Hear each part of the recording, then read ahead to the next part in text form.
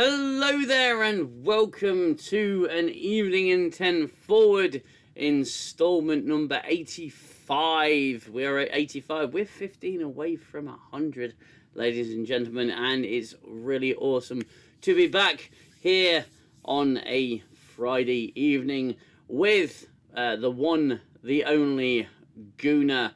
How are you doing, buddy? How's life treating you? Yeah, I'm okay, thanks, Dean. Thank you so much for having me on, and hello all to the chat and yourself, and I hope you're well. Yeah, not too bad, my friend, not too bad. Bit of a rushed setup here today. Just trying to get the slideshow to unlock. There we go, so we can move it. And yeah, so we had a new episode of Starfleet Drivel, and it graced our screens on Thursday. But we'll get into that in just a short while here on the stream. How is everybody in the chat? I hope you're all well. Watch Nerd, how are you? Watch Nerd's one of my mods. She's here to make sure everyone's behaving, but you know it's an easy job because everyone usually behaves quite well. Vanzen, how are you? Greg, it's good to see you. Alia, as always, pleasure to have you here. I just saw a reel on Facebook, and I just want to share this with everybody. It was from a good friend of the channel and a good friend of mine, bless him, called Carlos Baena, the director of the Unification shorts, several episodes of Wandler, and you know, Pixar animator, all of that great stuff, and you know, someone who's given quite a lot to the Star Trek universe, and he's just put a reel on Facebook of all of his work, and I must admit I got kind of teary watching it because the work that he does and you know the teams behind the work that he does is so inspiring. The man's an absolute legend and a true gent, and I just wanted to just say to everybody, if you haven't already followed Carlos on social media, it's Carlos Baena, as Beana, I believe. If you haven't already followed him, then please do, and like his work and show him your support, because he is a truly inspirational director and creative mind, and a true inspiration to a lot of Star Trek fans, not only because he gave us possibly the greatest 12 minutes of Star Trek in the last 20 years, but also because he is such a kind and heartwarming individual. So yeah, please give him your support. Absolutely superb guy. Yeah. Unfortunately, we do have to talk about the episode that came onto our screens, and I want to preface it by saying, by clarifying something. When I am less critical of New Trek, I get backlash. When I'm critical of New Trek, I get backlash. Okay, it's usually from varying different sources, varying different groups, and people with all sorts of different opinions. But when I'm saying that something's good, it's usually based off the previous episode that I saw, or potentially the worst episode we saw, which was certainly last week. I think in the Green Gooner, it was pretty abysmal. This episode was less abysmal. In fact, it was again a superb concept for an episode of science fiction television. However, it just once again fell flat on its face because essentially they don't know how to write New Trek. Oh, hello Clayton Rumley in the chat, and hello Mephisto. I'll just call you Mephisto. So yeah, I think the standard that we seem to be judging this certain episodes of New Trek is it wasn't quite as bad as the one before, or it wasn't as bad as this episode or that episode. And I think that's really it's doing it a favor in some ways. It's saying, well, it could have been worse, but it's not a mark of quality. It's not a mark of quality. I've started a new video series for all those that are interested, where I'm taking some elements of 3 reviews that I did, and I'm basically giving my thoughts on the episode. I'm no longer breaking it down. The videos are based off the premise that you've watched the episode, and it's all what I believe to be the superior episodes of Star Trek. And it started with Duet, so that's up on the channel now. And I've decided I'm going to do my very best, very best, to release 1 episode a week on a Sunday evening, and try and get some interest and backing behind it. I've got 2 more episodes lined up to go, so that's a couple of weeks worth of videos, and I plan to do even more. I've spent a little bit of the super chat money so far. I keep that to one side for the channel. I've spent a bit of money getting some software together, and I'm enjoying the results in terms of the video. I want the videos to do a bit better, so if you do like those episodes that I'm putting out there, please give the videos a watch, give it a like, share the videos, share them far and wide. Because that's decent Star Trek, and I can honestly say I'm happy to put reviews out for decent Star Trek. But so far, and I want your opinion on this as well, Gooner. So far, with New Trek, we've simply been scoring it as a comparison to not only itself but superior Star Trek.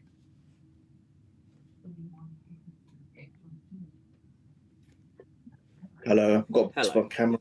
Hello, hello everyone. Yeah, I think we've become. It's not our fault. Firstly, let me just say we've been caught in this rut where it is so abysmally bad that all we can do is just look at it and criticize it and judge it. I think the expectation or hope that the next series or the next episode would actually be akin to what we're used to and what it should be just keeps letting us down. And I think we've just fallen into that trap now that it's just every episode is just going to be as bad as the last. Now, look, going on from there, looking at episode 6, I don't know if you remember, was it only last week I might have said that they've got a ship. It's the Academy, but it's a ship. So why don't they utilize that and fly around and maybe go on some adventures? Actually, that did happen in this episode. It did. Hold on.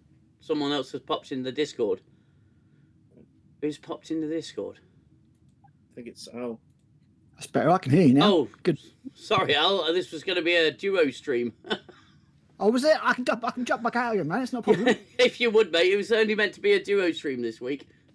No worries. All right, then. No Yeah, worries, bye. pal. Cheers, mate. Thank you. Oh my God. Oh, bless him. Bless him. And the Discord's crashed already. Guys, we have we are doing so well with this episode of 10 Forward. We've frozen. I can't believe it. Can they hear us? Hang on, let me see. Yeah. I assume people can hear us absolutely fine. Yeah, they can still hear us. Yeah, that's fine. Well, yeah, I'm just going to cover our faces until we return. Okay. Oh, excuse me, technical stuff. Where was I? Oh yeah, we Yes. confirmed. So yeah, let me carry on. We can talk. No one needs to see our faces, DM, at the moment. It's Not at the minute. You can definitely cover mine. Thank Oh, you. I've covered both of us, mate. Let's not traumatise the audience too much. Exactly. Yeah, they can hear us. So basically, so they did that in this episode, and I was pleased for it. But look, it was the best of a very bad lot. But that's not difficult, is it? It's not difficult, especially when you haven't got Tawny Twat writing. So I mean, I think pretty much anyone in the world probably could write better than her. Anyone with half the brain. So it's not difficult because hopefully it's not going to be all about her egotistical narcissism, which that episode was basically. That's what it was. She was portraying herself through Sam. That's all she was doing. Me. So, that's not difficult. So let's not forget that. I will try and be nice for a second and say that it was at least more watchable. I the last episode I had to keep turning off. I was just like, I'm not the most brightest person in the world, but whatever I do have seem to be just going downhill, down a mountain slide, really, or a ski slope, because watching that was rotting my brain. But this one, at least, I actually watched it in one go. I'll be honest. I did actually watch it through. I'll tell you, just let me digress slightly. The one thing that I do, because of my OCD, I do this with everything, Jim. Anyone who watches anything with me, I drive them mad. Because I have to digest every word and every sentence. I do this when I read books because that's why I'm so slow. I will keep pausing, rewinding, pausing. That's why going to films in the cinema, I love it, but I dread it because I can't do that. If I think I missed something important, it's like, oh God, I've got to wait for it to be released before I can go back and check that. So mostly, I think with probably 98% of everything I watch, I will do that. It doesn't matter what genre it is. It could be film, sci-fi, fantasy, documentary, true life, whatever it is. Yeah.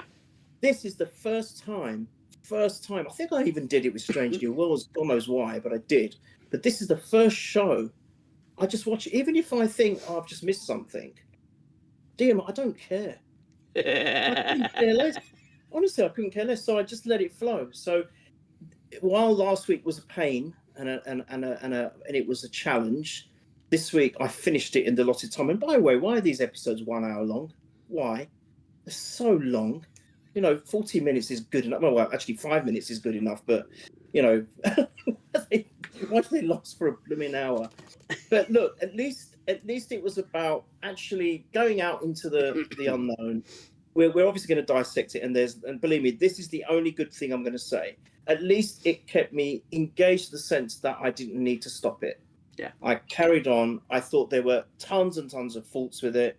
I thought it was very contrived. There were some good moments of dialogue between a couple of actors, but to be honest, I can't really praise it any more than that, Liam. I'm sorry. I know that Don't I saw your apologise. review. Oh, and by the way, your duet video is fantastic. So if anyone hasn't watched it, Oh, bless oh you. my goodness me, the way you have written that and the way you've narrated it, I was blown away. It was one of my favorite episodes, and it was just so well done.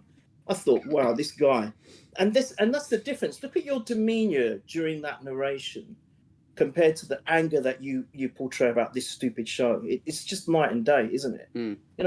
Why should we have to subject ourselves to this tripe and get ourselves so wound up and angry when we're trying to just simply escape from reality? Why does this need to be happening? But I'm giving this one a little bit of a wide berth. So I'm actually giving it a 2 out of 10. 2 out of 10, DM. Ooh, I'm not sure. I'm glad I was sitting down for that one. It gets a 2 out of 10. It's better than a 1 out of 10 and then no score for that other one. But yeah, so we can talk about it. But that's my initial thoughts. I didn't need to stop it, but it was still full of absolute nonsense as well. Well, I mean, I felt genuine discomfort and aches when I was watching last week's episode. And I did it all in one sitting, as far as I can remember. I don't think I actually paused to take a break. I apparently, some level of my psyche enjoyed it to a degree. The one that sits there in a fire with a cup of tea saying, this is fine. But I actually made it through, but I felt so uncomfortable, and I was gnawing at my own knuckles. It was incredibly cringe-inducing. It was so poor, and all I could think during this episode was very much what you've just said. Is I'm not actually turning this off. I'm not stopping this. And in the same thought process, I also thought, that's what Star Trek has become now. It's become, well, at least I'm not turning it off. And I never imagined I would be saying that about anything that had the name Star Trek. Hello, Matt Ross in the chat. Great to have you here, my friend. Matt Ross, fantastic, fantastic podcaster, yelling at gaseous anomalies. Please check him out. I stopped after the last one. I couldn't take it. Well, yeah, this one's not so bad. And I said at the beginning of my video, Gooner, that it's like Starfleet Academy had hit the reset button, and they very much had, because it shared so many similarities with the first episode. Except this time round, they seem to have forgotten the fact that they've got a crew. They've forgotten the fact that they should never wander into any cloudy space in space, any nebula, any anomaly, or anything like that. They should never do that, because Paul Giamatti is always going to be there. They seem to be learning their lesson in that sense. But also, it may have been you, or it may have been someone else that said that it feels like this season of whatever this show or this abomination is was written by two different points of view, two different calibers of writer. I say calibers of writer, more like two different leanings of writer. Okay, the first half of the season was very Tawny Newsome. You could tell it was very Tawny Newsome. Aside from the first episode, which, to be honest with you, I think felt like it was written by a bunch of 5-year-olds. Origami Chicken notwithstanding. This is where the show... It's almost like it's taken a look at itself and gone, hang on a minute, I need to wake up. Now, that doesn't mean that I'm praising it. It means that it means exactly what I've just said. It's like they've hit the reset button. Now, the rest of the season may very well go down the road of absolute idiocracy. But if New Trek has its best moments referred to as at least it's not as bad as what came before, then it's really got nothing to sing about. It is, at the end of the day, an Alex Kurtzman project. And Kurtzman has openly come out and said that he, wants to use Star Trek as a platform. He's got no interest in it as a franchise. It's a vehicle. It's a tool to him. And also that he doesn't care about the fandom. He doesn't care about it because he can't afford to care about it, because he's not capable of satisfying the fandom with what he's creating. So why even try, right? So this show is still all levels of terrible. It had a decent concept behind it and a decent premise, and again, a massive wasted opportunity. And it once again proves that they have no interest in telling these stories in the way that is going to sell, in the way that people want to hear them, and the way that people want to experience them. They have no interest in that. All they have an interest in is pushing their own lack of vision. And this show just reeks of it. Now, see if you agree with me here, because if you don't, I want to hear it. And you guys in the chat as well. This episode had 100% less Holly Hunter lounging. It had roughly about 90% less dude, bro, seriously, whatever, cuz, and all that modern vernacular, which we fucking hate. It felt like it was being helmed by, I'd say, low-skilled adult writers rather than 5-year-olds, and it had quite a different tone to it. There were actually moments where you saw potential for it to be something more than it is, but ultimately it was it was let down by the fact that it is still Starfleet Academy. I agree. I just want to add that it was still contrived. Yeah. Oh Still God, massively convenient. so. I mean, Paul, or I don't know I know the actor's first name, Giamatti. Giamatti. I don't know the character. I don't know the character's name. This is how bad it is. What's his name? See, I don't Noose Bracker, I believe. You see, it doesn't even register. I think who's that? Is it Dave Cullen? Who's the one that does the reviews where he's just got like a cartoon facsimile of himself? That's Dave Cullen. Yeah. Yeah. And he said the same thing. I was watching his review yesterday, and he said that I can't remember their names. Like the Betasoid girl. I mean, I don't know what her name is. He says, I've never, and I remember saying this. Remember, I said, I think it might have been right in the chat when I was coming in the chat, that in the original series, you just know the names. They just stick. New Trek, I can't name hardly anyone in all the iterations of New Trek. No, I've always said that. I can't, because I think it's because you just don't like it. You don't care. You don't, you don't absorb it. You just don't absorb it. But it was just so contrived because he just happened to be there. I know we'll get into the episode, but he just happened to be there. It's just ridiculous.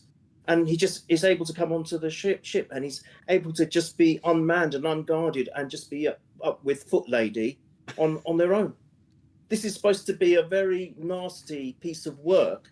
And she's this little petite woman. I mean, I'm sure she's got some kind of military training to be able to defend herself. It doesn't. It's not apparent, but maybe she has.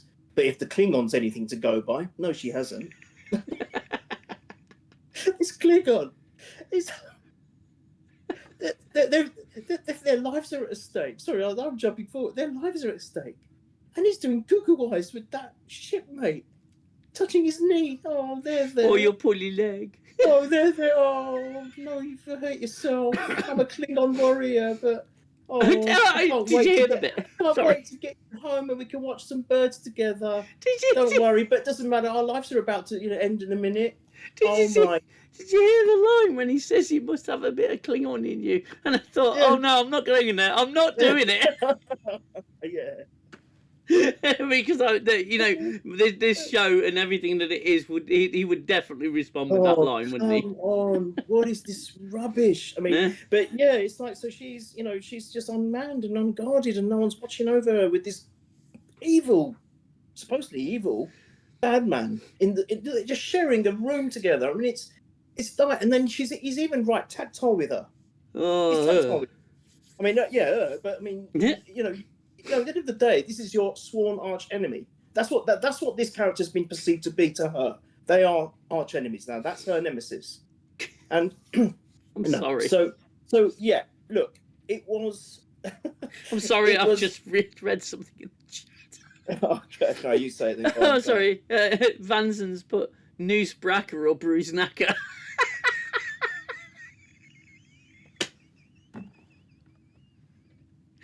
Oh, I love you guys. I really do. Yeah, exactly. Bruce Knacker. I may actually call him that in my reviews now. Yeah, do it. That's brilliant. Yeah, sorry, you carry on. No. I agree with what you said. I think it was more watchable in the sense that, there was a little bit of tension. It wasn't much. I mean, these enemies didn't mean nothing to me, with their faces all like distorting and in and out, phasing in and out. I mean, you know what annoys me? Generally, throughout history with Trek, we've got some background on the enemies. So when they wanted to keep them a bit secretive, that's fine because there's a reason for doing that. Okay, but generally, we find out a little bit about them. We understand them a little bit. We might even understand their motive.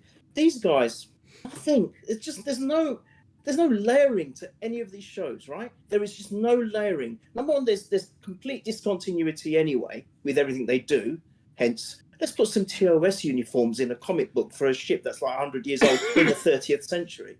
Yeah, okay, all right, whatever.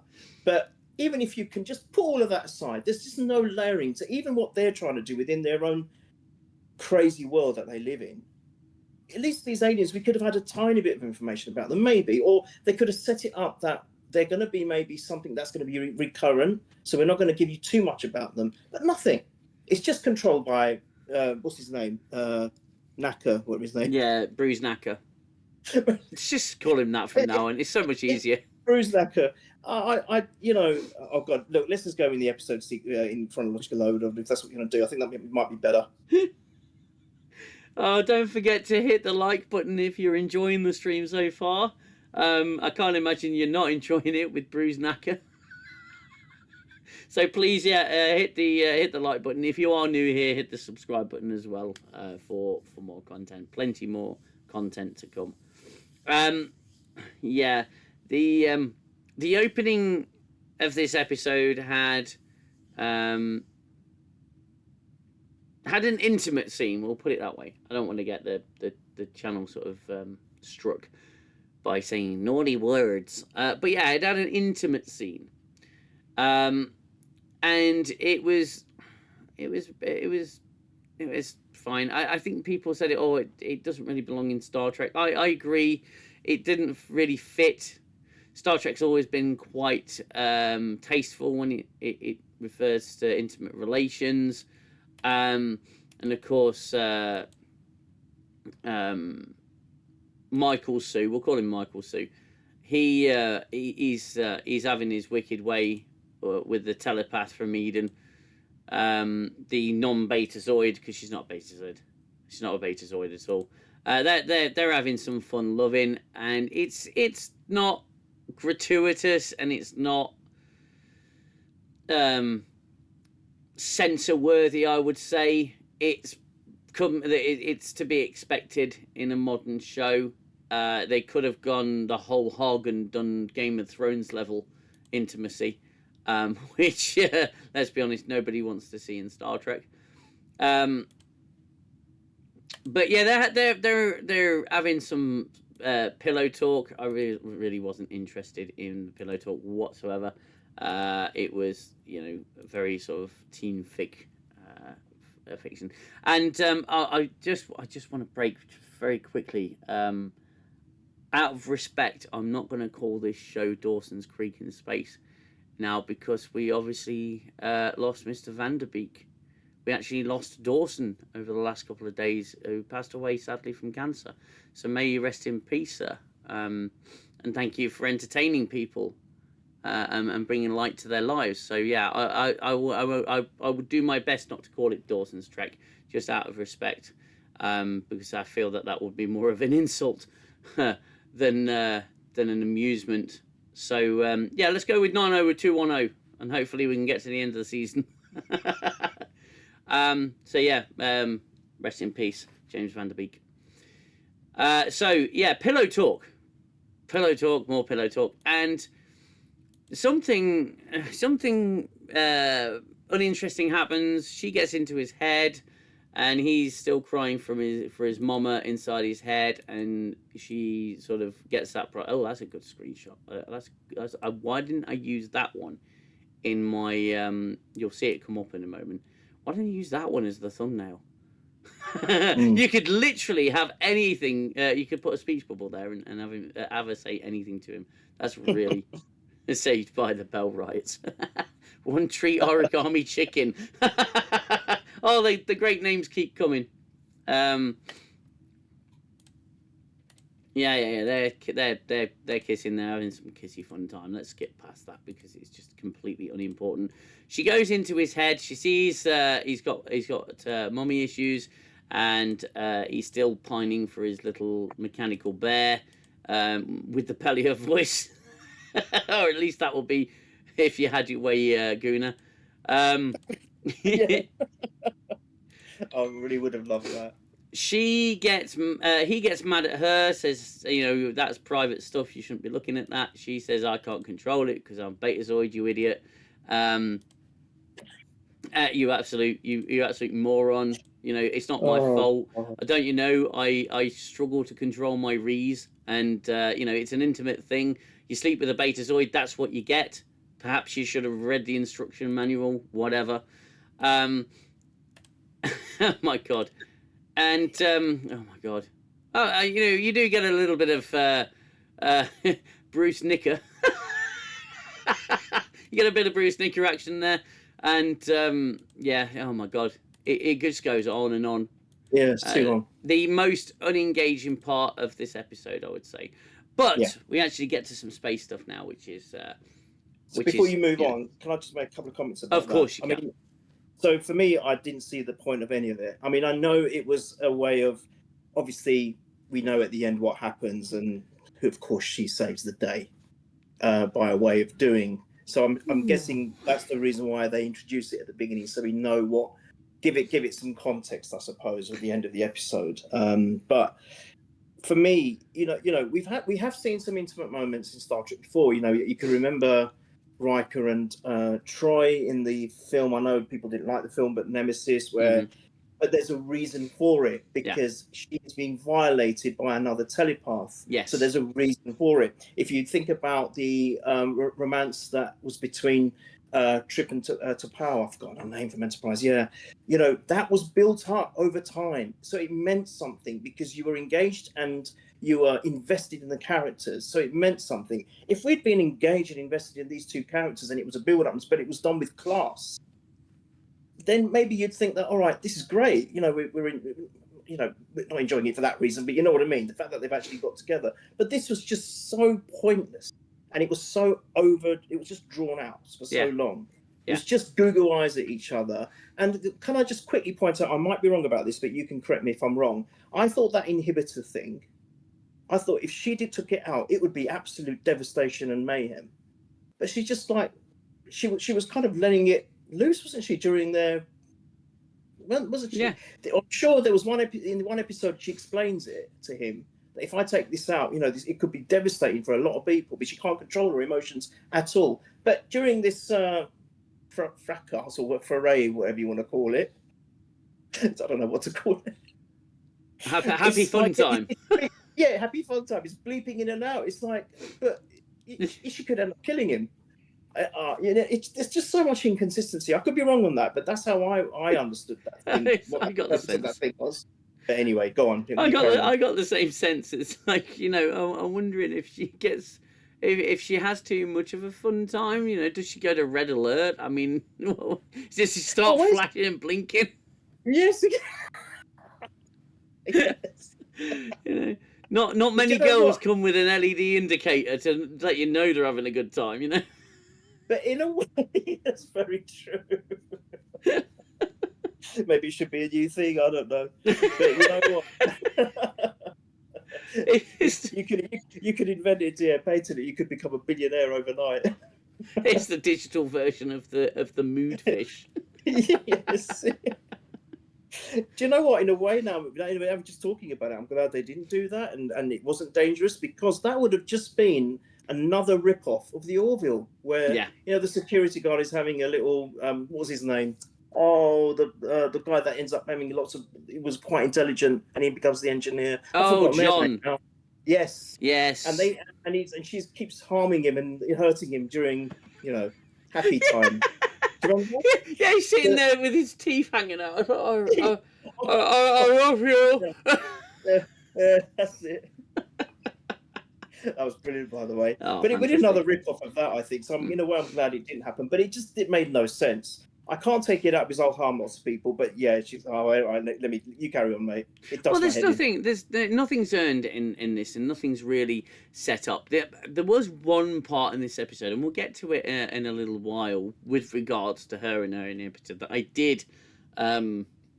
did appreciate that they actually thought of, and I thought, you know what, that's actually quite nice. It's a nice bit of setup and payoff. But it was literally the only thing in the episode that felt right. Nothing is earned, and nothing is particularly intelligently set up from the get-go. So I'm just going to make this point while it's fresh in my mind, that Paul Giamatti's character, Brass Knockers, he has a seething hatred for Holly Hunter. Now, we already know it's not because she can't pronounce her S's properly. It's mainly because she sent him to prison, so he hates her. but I don't feel that's a good enough motivation. We as the he may have that motivation, but it's not been portrayed across to us. It's not been written in very well, or very extensively or thoroughly. We are supposed, in any story, you are supposed to be feeling what the character's feeling. That's the whole point of visual entertainment. You are supposed to be connecting with what you see and understanding what you see. I do not buy the hatred between those two. Bear in mind that it has been written that Nala stereo system and Brass Knockers they've not seen each other in what, 10 years since he was thrown in prison. The motivation's not there. I don't see it. There's not enough context driving this. And they do this a lot. They did it with Commander Arium. Yes, it's Arium. Commander Arium from Discovery. They had this seemingly endless service for her when she died. She was like the android, used to be human RoboCop person, whatever her name is. It's ridiculous. And they had this seemingly endless service for her where they basically how can I put this? They fawned over her and they paid so much tribute to her memory. And we as the audience are sitting there going, basically Thanos going, I don't even know who you are. You don't connect with your audience. You don't pull your audience in. You just basically tell a story and expect them to pick up the context of what you're seeing. You don't write it intelligently enough to pack it full of context. And they do this all the time. It's all the while with New Trek. Shortcuts. Exactly. Shortcuts. And all they're doing is playing over this emotional scene over and over again in their head and expecting people to know what that freaking frackety hell is going on. But can I just, I know, sorry if I'm interrupting. No, of course. Just raises a point. But at the same time, they don't do that, but they want to explain to us in crayons what that ball-shaped thing is. And they want to explain that, oh, and that's your nose, and that's in crayons. They'll do that, but they'll forget all the important stuff. This is what I was saying earlier about there's no depth to the aliens. There's no context. If they had done a scene or a couple of scenes of him during his 10 years having a really bad time in there, being treated badly, maybe being tortured, all of that, then you can understand, then you can grow to understand context why he's got this hatred for this woman. But he comes out with all this, like, almost trying to be funny, and no disrespect to him. Oh, by the way, I didn't realise he's the one that was in the 2001 Planet of the Apes film, the one who played the orangutan. He was brilliant in it. Have you seen that film, the one with Mark Wahlberg in it, the 2001 Planet of the Apes? Once, yeah, when it first came out. He's the one that's like the one that's trying to sell things and he's trying to trade humans. And because I was listening to his voice, I thought, where, when you've heard a voice somewhere. Yeah. So then I Googled him and I thought, I reckon he's the guy from the Planet of the Apes. I can't remember what his name was in there. Timbo or Limbro, I can't remember what the name was. And I looked it up and I thought, and I was right. I thought, yes, it is him. That's where I put his voice. I fit his voice there.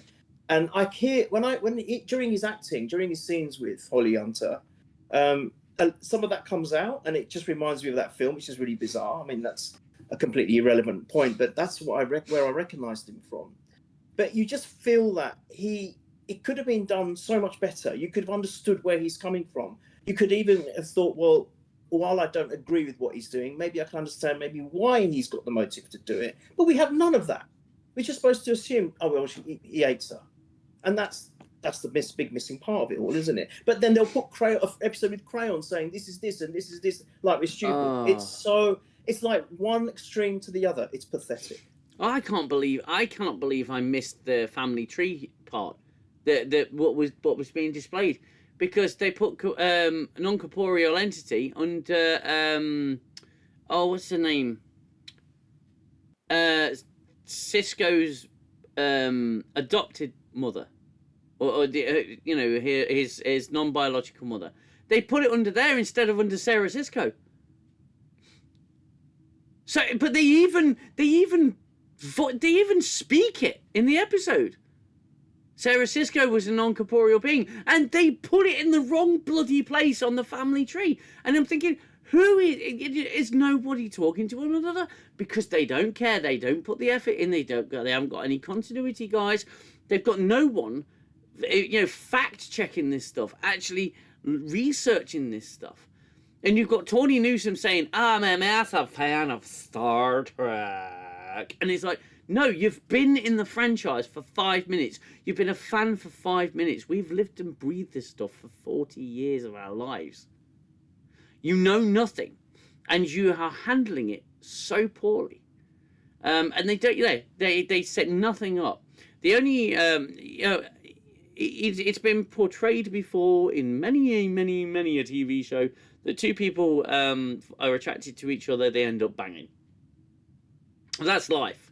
Okay, that's life. It happens, and it's completely believable. Those two getting on the sack. I'm surprised it took 6 episodes. But are we to care?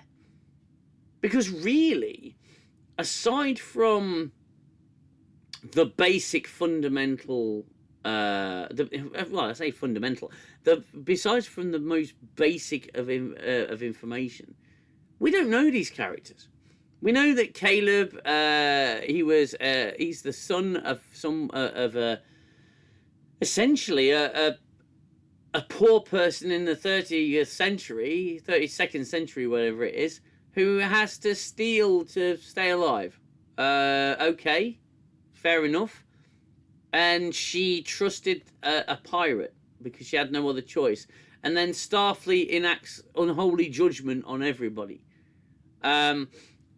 And now his mother's escaped from prison. He's been forced into Starfleet, and that's all we know about him. And he's a whiz at everything because, of course, he is. He doesn't need to go to the academy because he's learned everything he needs to learn. It's all already there, waiting for him. Ridiculous. We've got a hologram who's come from another planet of other holograms that are afraid that the organics are going to enslave them, but the organics can simply just, I don't know, make holograms. So why would they enslave an entire race when they can just build one? Completely pointless. And she's a couple of months old, so she's like really, well, dumb. She's dumb. You've got Genesis, who is a go-getter who wants to be a captain, whose dad is an admiral, and she's got daddy issues. You've got Space Smurf, who went out of the ship and risked freezing to death and being frozen in space and dying out there when they have plasma shields in this episode. they use plasma shields, skin tight plasma shields, but they didn't have those in the first episode. It's only been a semester. Maybe someone's invented them between then and now. Even if they put that in, saying, look, because of that event, yes, come up with this. It's just one line, DM. It's so simple to do. Oh, God. A Space Popsicle Smurf Boy. He's just, I don't know, he's just there to be an a-hole. You've got the gayest of all gayest Klingons, Gayden Crag.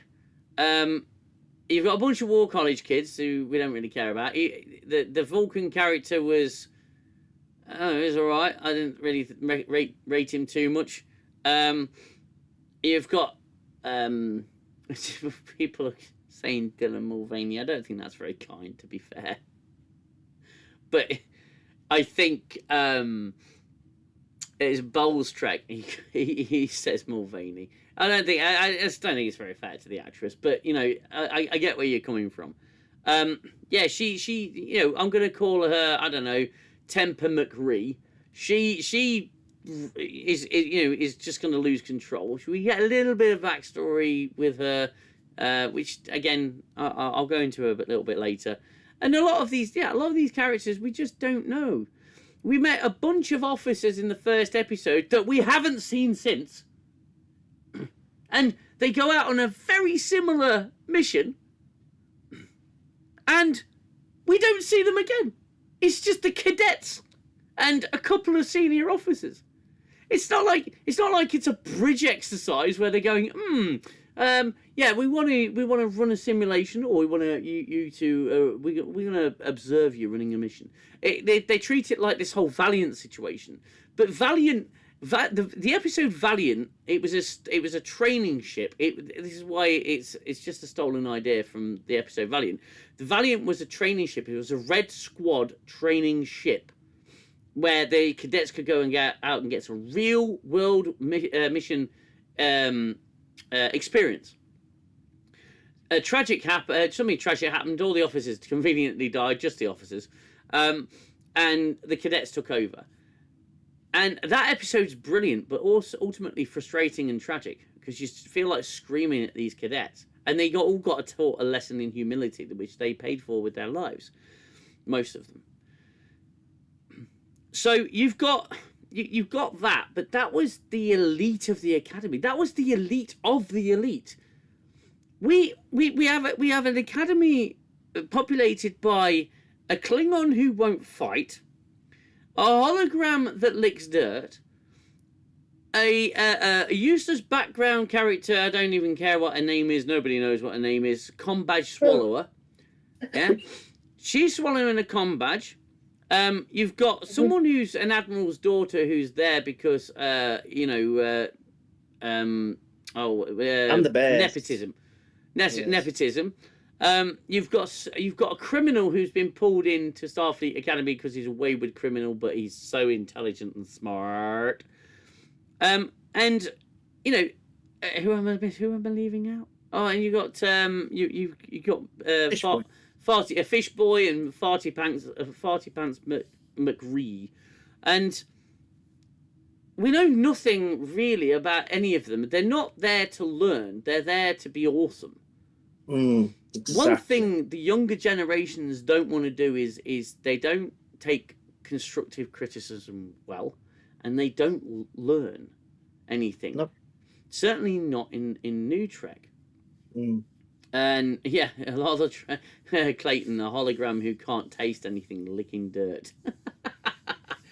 Yeah, I'm not exactly certain this show is even aware of itself and what it's trying to be, let alone setting any kind of example for young people. It's got zero identity, DM. No, it doesn't. It's very much in that way like a young person who has no sense of self-identity and tends to latch on, because you see it all the time with young people, especially people ranging from the age of, 17 to 24. They tend to find a group, latch onto the alphas and follow them around. And it definitely feels like this show is doing the same thing. Correct. I agree. Oh, terrible. I mean, that com eating woman, com badge eating woman. I mean, what was the point of what is even the point of her? I mean, who is she?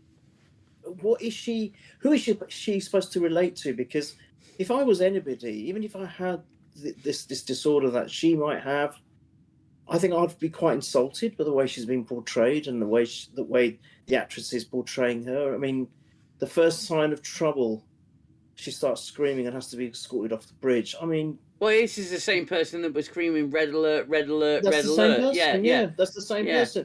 What is the point of this person?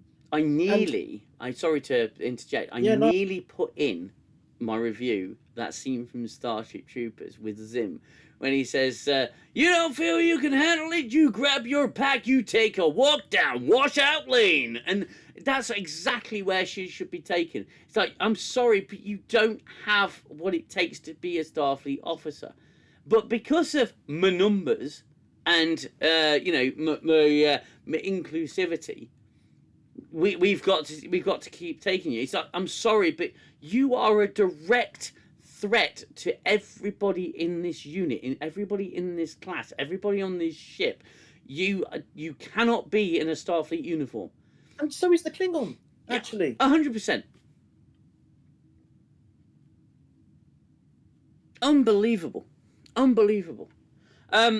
got a feeling we're going to digress a lot. Anyway, they've gone to this spaceship graveyard, this derelict graveyard. And I thought it'd be really cool if they had, I don't know, maybe a classic era vessel there, perhaps something like a Stargazer class, even the new ones from Picard season 3. You know, you had something, I don't know, but no, they have to go pretty much Discovery era, almost like the Shenzhou, you know, with Michelle Yeoh's ship from the first episode of Discovery. It's that sort of design. Yeah, it's only 120 years old. But like you said earlier, the characters in the comic book, which is based on, are all it's all AI generated imagery, and they're in classic era Star Trek uniforms, as in Kirk era Star Trek uniforms. Why? I think they made one look like Kirk. Yeah, one of the characters actually looked like Kirk. It's just like, oh my god, this is insufferable. If you are enjoying the stream, please give it that, hit that like button. Please help us out there. It would really help the channel to grow, help the stream to grow. We had some record numbers last week. It was brilliant to have you all here, and I'm glad for everyone who has returned for another week of angsty discussion about I'll just call it Starfleet Academy because it doesn't deserve the name Star Trek. Matt Ross, why do they have a comic book on an away mission? So the ship that they're going to do this training exercise on is a famous ship that had a comic book series written about it, apparently, about the adventures of this crew. Now, you could do that with almost any ship. But hey ho, AI hasn't been trained on comics post-burn era uniform art yet. Though I can't imagine much fan art exists to steal the train off of. Yeah. PJ Diablo, the blowing effect reminded me of the Drac in Babylon 5. Yeah, again, wildly derivative here. Yeah, and again, we see this Ferengi character, don't we? Or what passes as a Ferengi in this show and in this era of Star Trek. Quite frankly, I think I think that looks worse than anything I've ever friggin' seen in Star Trek. Any abomination. That's worse than what they did to the Klingons. I mean, it's awful, isn't it? It's awful. Disgraceful. Yeah, but not a single line of spoken dialogue yet. We have no idea what the Ferengi are like as a culture in the 32nd century. And it would seem to me that it'd be a great opportunity for us to know what the Ferengi are all about in the 32nd century. It would be not.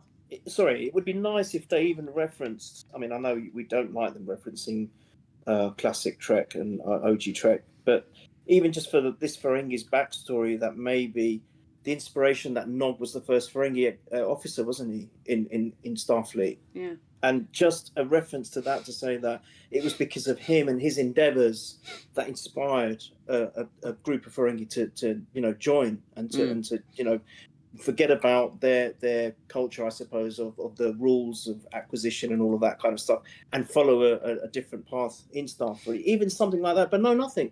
We get nothing at all. No, absolutely not. Because they're just human characters in makeup. That's all they are, human characters in makeup. Absolutely ridiculous. And to be fair, we haven't. And this is what bugs me. They had someone in a wheelchair in the first episode and like the third episode or whatever. Okay, and that was literally for the numbers. Okay, there was no other reason for him to be in a wheelchair except for the numbers. They haven't even covered it in an episode. He's literally there in the background to tick a box. Now, if they do an episode, then I want a damn good explanation as to why, I don't know, he's not in a hover chair. He's not, where you got. I'm sorry, but you've got starships with no nacelles. Detached nacelles, no nacelle pilots. So why can't you have a hover chair? Why does it have to be a wheelchair? How can you get up the stairs? Why are they in a wheelchair period? DM? Yeah, Why are they in exactly. the wheelchair period? Exactly. This is the 32nd century, for crying out loud. You Medical could probably science is grow advanced. legs now. They could probably grow legs Well, or something to that effect. didn't Anyway. the Klingon grow an eye? Yes, correct. I mean, are these people so fucking stupid? They don't even sit and think. They don't ponder for a second. They write themselves into corners, but it's like the corners don't exist to them. They're just ignoring them.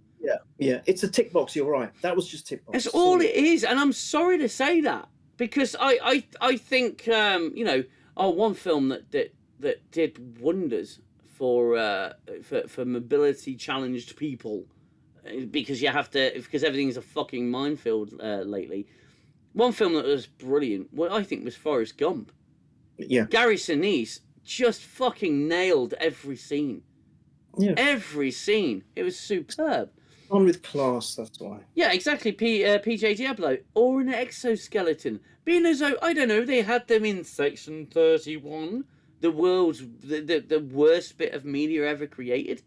But they don't think about this stuff. It's literally tick boxes. And I think tick boxing is more insulting.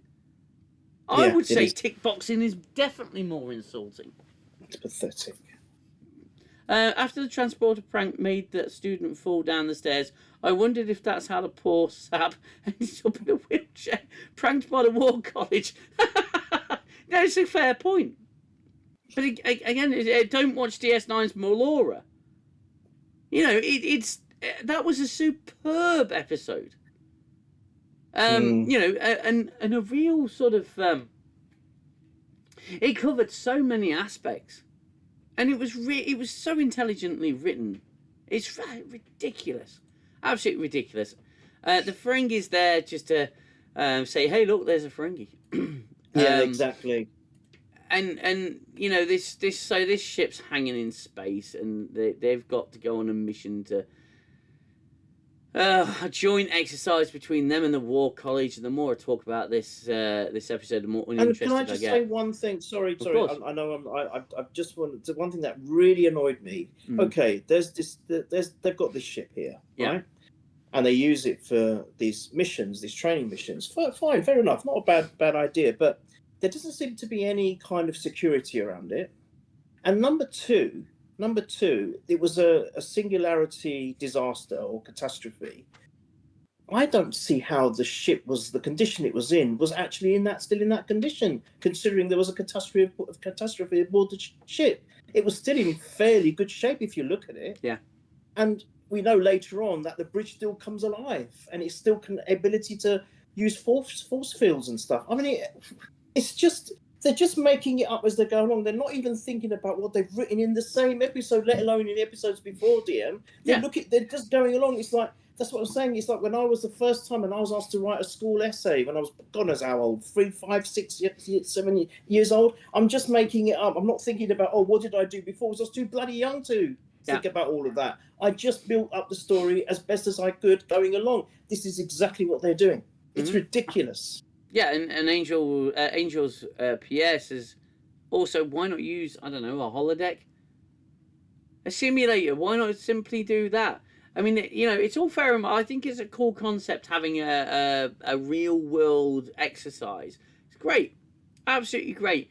But you're talking about the Starfleet Academy's version of the Event Horizon. It's a singularity drive, creates a singularity, and someone says, "Oh, you didn't know that the Romulans created it."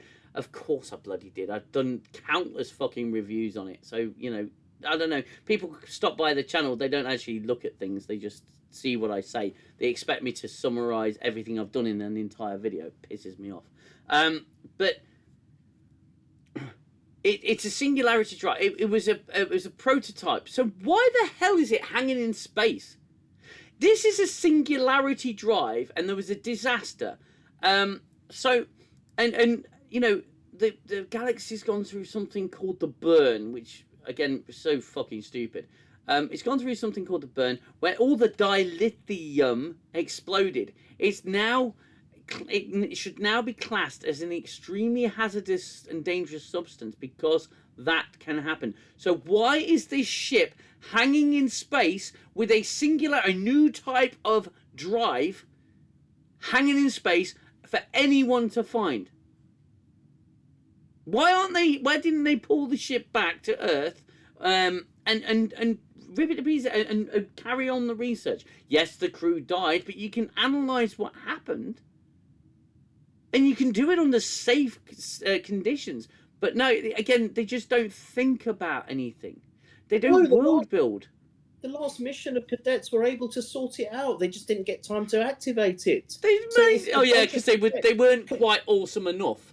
Yes, because they want this crew, our crew, to be the awesome ones. They'll save the day and solve the problems. But what I'm saying is, if a group of cadets can go there, basically fresh people that are learning the trade, can go and sort the problem out, then surely there was no reason not to take it into a secure facility and get proper scientists or whatever, or engineers, to research it. It's unbelievable. We're supposed to accept this. As viewers, we're supposed to be able to just accept this and think, oh yeah, it's a really good story. Wow, brilliant. Oh God, I'm so excited. It's so tense, and I can't wait for the next scene. And then, and it's just a line of dialogue, right? It could literally be a line of dialogue where somebody said, where Nahla Akai says, we wanted to tow the ship back, but realized the drive is too dangerous, or there was there's some freak anomaly that's holding it in place. We can't actually retrieve it. Something like that, where they think about something. Oh, well, look, there's a super chat, a $10 super chat from the Vistavao. That's a new one. Oh, it's Ogo. Hello, mate. How are you? A donation for saving me from Paramount and watch this garbage. Sad to see sci-fi in this state. What was the last good sci-fi movie? Oh, bless you, my friend. Thank you so much for that. And you know what? You get a heart for that. So thank you very much. Very much appreciated. I would say the last really good sci-fi movie that I've seen that remains in my memory is The Martian. I thought The Martian was a superb film. There might have been one since, but it's not stuck around in my head long enough. What would you say, Gooner? Oh God, you're asking me now. Mm-hmm. That's a really good question. I'm going to be honest with you. I did actually like the first Dune film. I quite liked it. I know it wasn't everyone's cup of tea, but there's a lot there to try and understand it. For me, the first time watching it was a little bit complicated. I started to rewatch the thing. But I thought it was okay. I mean, there was certain parts of it I thought was stupid, and it's all modern day rubbish again. A female boss that kills everything and smashes everything in sight, usual stuff. But generally, I didn't mind it. I thought it was. I think it's because I didn't expect it to be good, and it was better than I thought it would be. So I enjoyed it. I wouldn't say it's the best thing I've ever seen. I'm just saying it was in recent memory. But yeah, I would agree with The Martian. I thought that was just so good, so well done. I think that was when the last decent film that Ridley Scott's ever done as well. Because everything after that has just been an absolute hogwash of crap. But yeah, I enjoy The Martian. It's a film that I can just go back and rewatch because, and I'll say Matt Damon is a truly talented actor, absolutely fantastic actor. The dialogue's solid. I would say that would be my pick, and I'm no doubt forgetting something, but I genuinely did enjoy that film. So yeah, let's get back to it. They're gonna send one team is to try and sort the ship out. They got to get power back on within 60 seconds because the brass has got like a bet on. And there's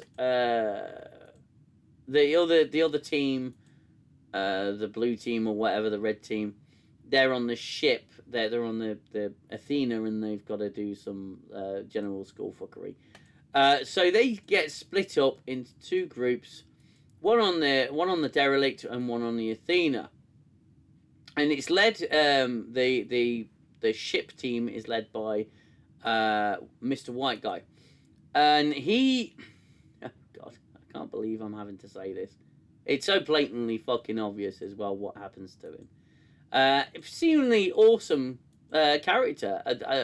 We only saw him for a brief I thought period. he was quite likable. He was quite likable. Yeah. You know, I could just eat him alive. But I just think, you know, the Doctor again, background character, right the way in the background. Just a few lines of shitty dialogue for Robert Picardo. Or as Bolstrek calls him, what the hell, Picardo? Because I think that's fucking brilliant and so accurate. And I'm sorry, but they're going to send the hologram that licks dirt onto the derelict. Of course you are. So yeah, they're going to get their power back on, and my first thought when they go onto the ship is God, I've got to get there. Sorry, I've taken a lot of screenshots. I usually like to capture everything that I can for the review, and then I end up not using half of them. Okay, so they're going through the ship, and I'm sorry, but I know what it is. It's essentially a see-through plastic tunnel, but it looks like the Event Horizon, the passageway through the ship, and you can't help but draw parallels because that's all that they are doing. Stealing again. Yeah. Absolutely.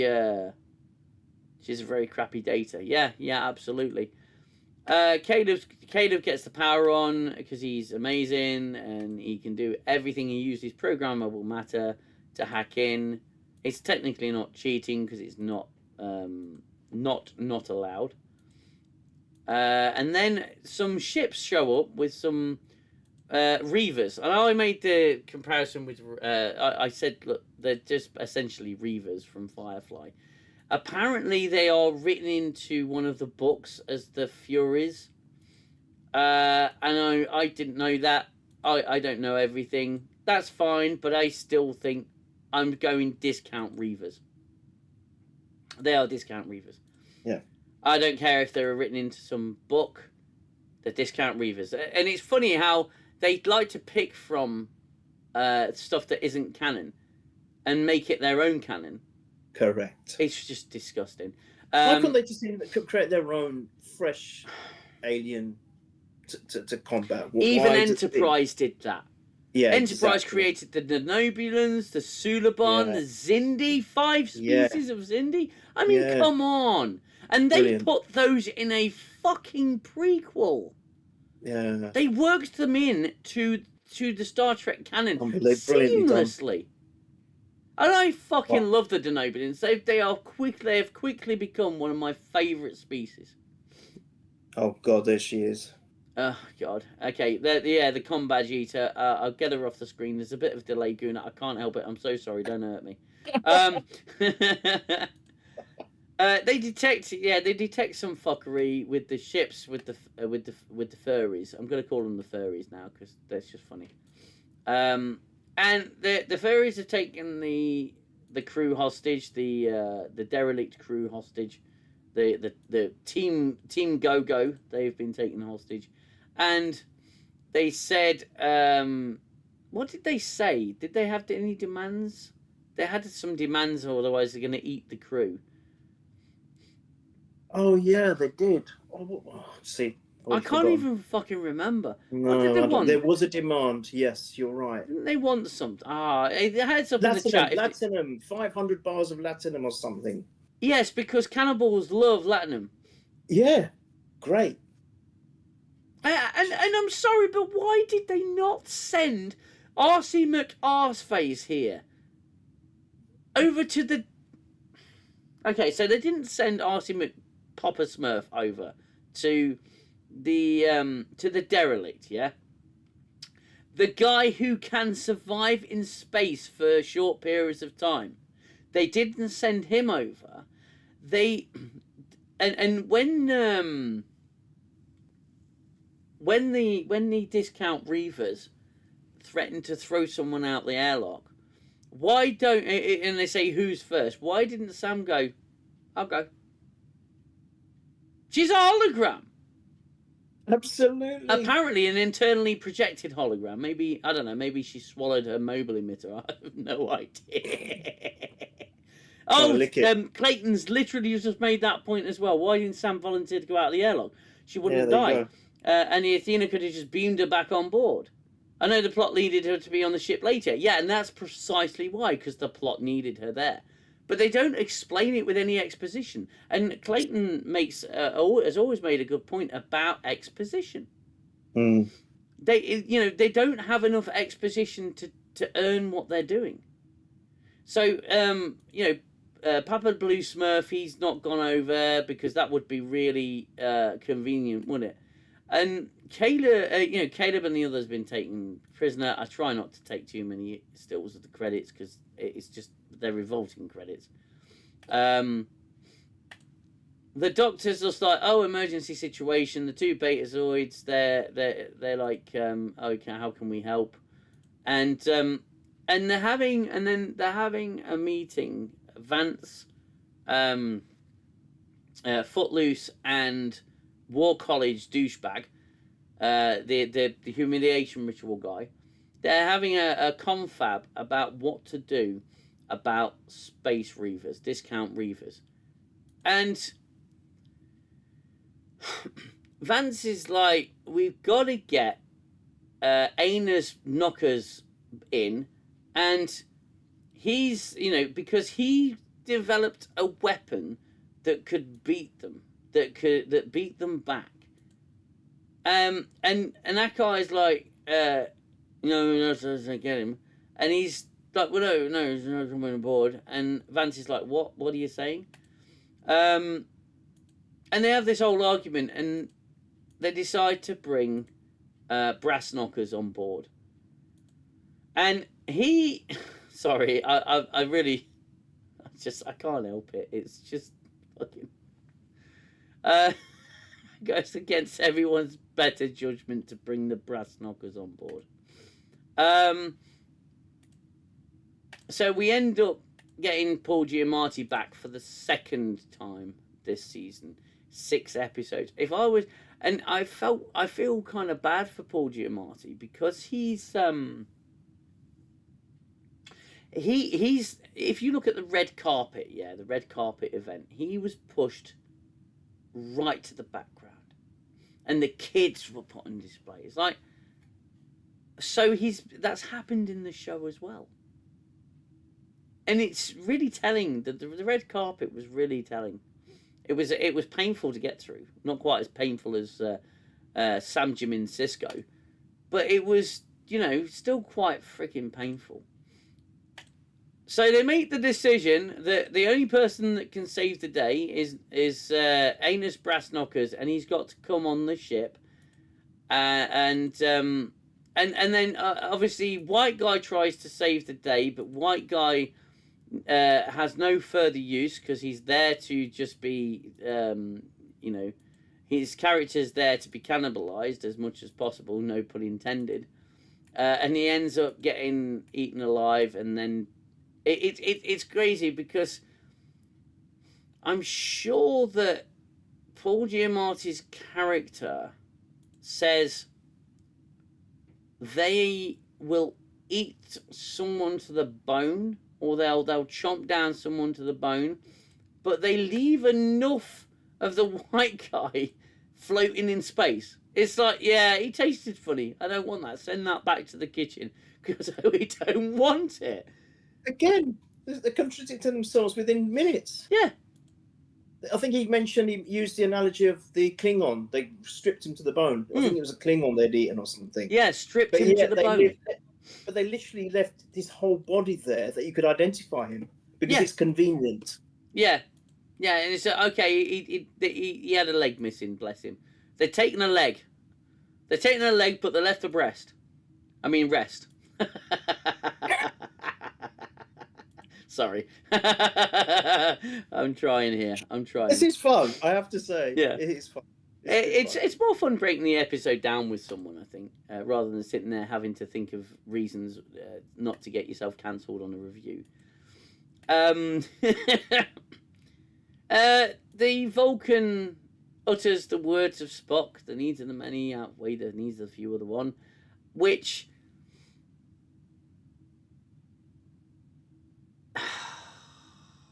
okay, it's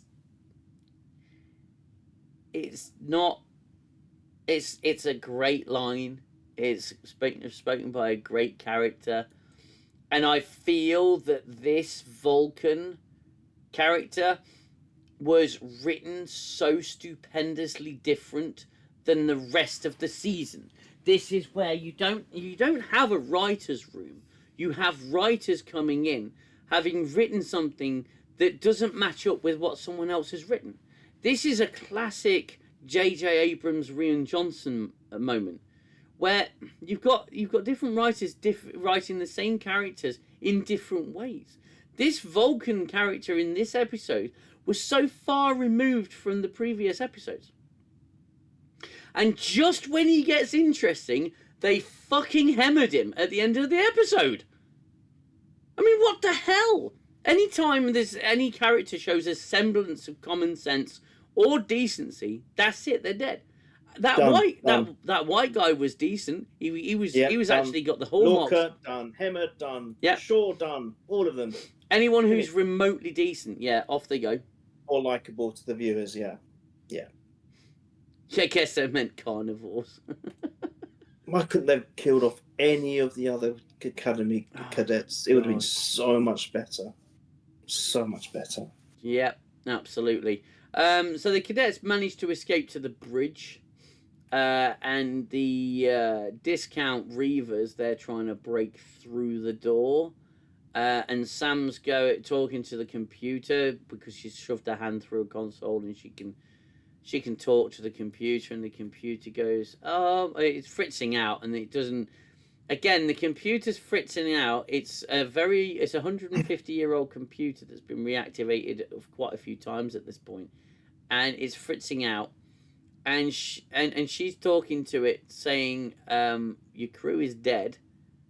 We're your new crew. We need your help. We need you to get this sorted so we can basically survive." They're trying to burn their way through the fucking door. Back on the Athena, they're trying to locate a ship or something. I don't know what the fuck they're trying to do. I can't even fucking remember. And this is where Cadet Combadge Face, she just loses it on the fucking bridge. And this is where they find Floaty McHalfbody out in space. See if we can get the still. God. The other white meat. Yeah, that's where the discarded chicken bone is left floating in space, and it's determined that it is in fact the only interesting white character, straight white male, who isn't a subject of humiliation. Got to get rid of him as quickly as possible. The combat swallower can't take it, and she cries and she's so shocked. So cringe, DM. Yep, and Laura Thock, the Jem'Hadar with interesting stains, she tells to remove. They tells them to remove the literal petty officer, the little crying sap that she is, from the bridge. And everyone's so... Look at the face. I know. So dismayed, so shocked. They're like saying, "Oh, but that character was really interesting." And I knew it. I knew I got a screenshot. There she is. Ladies and gentlemen, she's finally wearing fucking shoes. Look at that. Look at that. Holly Hunter in boots. There you go. That's nice. A refreshing change. Reminder, Kayla's mum is still missing in action, and nobody mentions her since episode 2. Yeah. Again. It's like they can't run a concurrent story, and they're making it episodic, which they have to a degree. It's a weird freak mixture of both, and they just can't seem to focus on one. And then you got Brass Knockers, and he's knocking at the door, and I still think he looks ridiculous with all the freaking metal on his fingers. And it's a joke. But Paul Giamatti, he is the highlight of the show. I will say that, because I think he's the most talent there, and he's having the most fun with it. He's appeared in Star Trek now, a version of Star Trek. I said in my review, I feel bad that he's not actually OG Trek appearing in OG Trek, because I think he'd have been brilliant in that. Brilliant. But he does a great job with what he has, and you can tell he's having fun. And I don't mind him. What I do mind is the dialogue, the situations he's put in, and it just and the fact that there's absolutely no real explanation as to why these characters are such big adversaries. And he's got such stupid dialogue, like time is like an origami chicken, and the hills are alive with the sound of murder. How does he know about the sound of music? Well, here's the thing: you could explain it again, explain it away with a bit of dialogue. Yeah, You could say, my father was a shithead, but what he did love was human culture, and all he did was sit me down in front of Earth movies.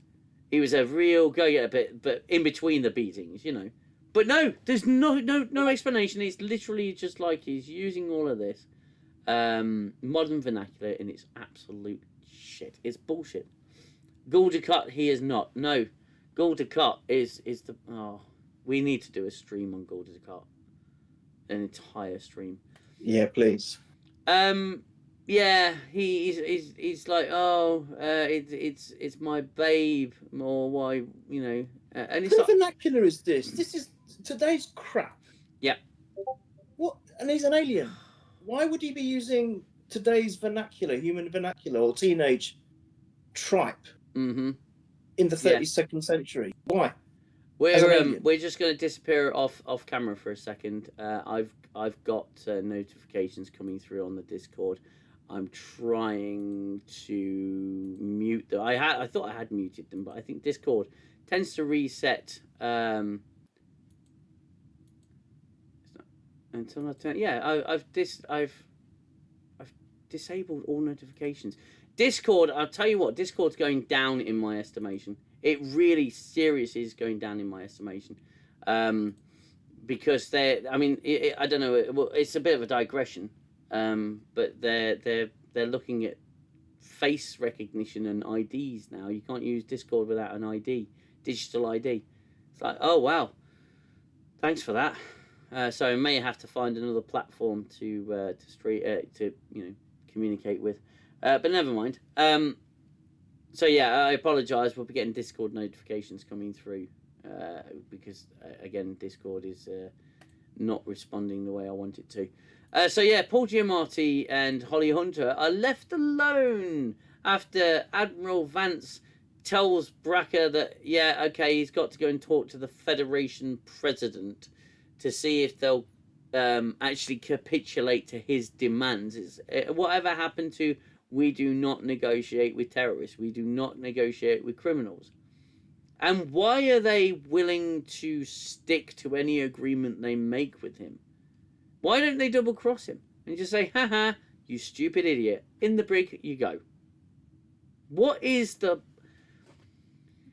That's too clever, that's why. Stupid, they are so stupid. Too clever for the writers.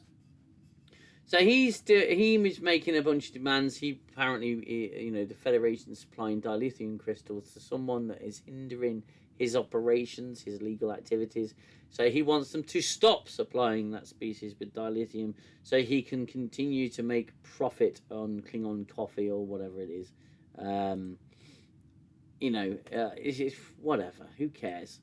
Who cares? Who the hell cares? Whatever the reasons. The dialogue here isn't shit. Okay? It wasn't terrible. It wasn't great. It was average, and it was, for this show, it was better than what we've had before. That's because Holly Hunter didn't speak much. He let him do the talking. Yeah, That's again, why. he was able to ham it up and he was able to have fun with it. Absolutely fine. But the dialogue, it wasn't bad. It wasn't anywhere near the levels that we want, obviously. But it was not bad. But why on earth have these two been left on their own? Why don't they have any security around them? Why would they ever be left alone? She's tiny, regardless of what training she's at. One punch from Giamatti, and she could die. Do you remember Iborg? And even though he was so how can you say? He was non-aggressive. What's the word for that? Passive. He was so passive. Yeah. He was so passive, and yet, only because Picard said, "No, you can leave us." Otherwise, there was always either Worf was there, or there was a security contingent there in the room with the phasers, ready on their waists. Always. Yeah. No. I'll be fine. I'm only 4'2", and I can sort him out. It's fine. It's ridiculous. It really is.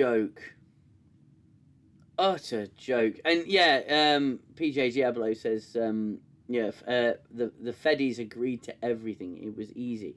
Yeah. It's like, well, why not make it non-binding agreement? Why not double cross him? And he's walking around and he's playing with all of her trinkets and toys on his shelf and everything and putting records on and saying, it basically acting like, I own your ass now, you want something from me. She's 5'2". Is she? I thought she was shorter than that. I mean, bloody Caleb towers over her. He's just twice her size. Oh my God, crazy. Vance says, I'll have to clear it with the Federation president, and, which is just ridiculous. The Federation in New Trek is just ridiculous. It's not inspiring at all. It's basically modern government is untrustworthy and, quite frankly, I would say ballless saps. They're willing to let this planet, or whatever it is, I can't remember what it was called, suffer at the expense of 4 or 5 cadets. And I know life is precious and everyone's important, but on the grand scheme of things, the Federation, if they were the proper normal Federation, would say no. You have to find another way. You have to find another way to solve this. We can't do that. We can't agree to this. It's ridiculous. And like I think you said in your review, didn't you? You said why would the president be even remotely interested in engaging in this conversation or discussion? It just wouldn't happen. It's ridiculous, DM. Okay. Here's another thing. Okay, so they got plasma shields, skin type plasma shields, protects them from the vacuum of space. Yeah. Breach the hull, drift out into space, get transported back.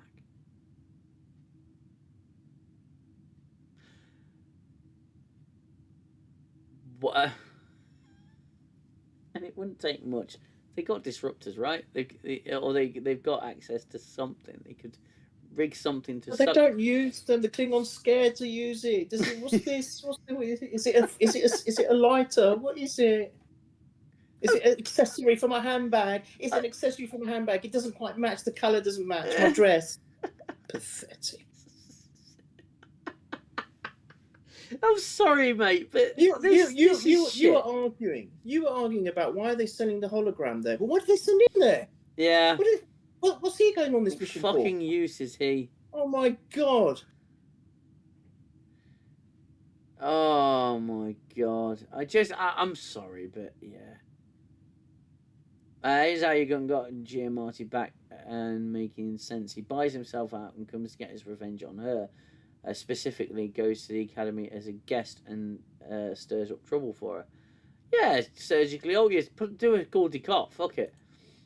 But again, it's all they care about is these cheap, vacuous, shallow moments, and they think it's intelligent writing. Like I said, this section, these exchanges between the two, it wasn't terrible writing. It just wasn't great writing.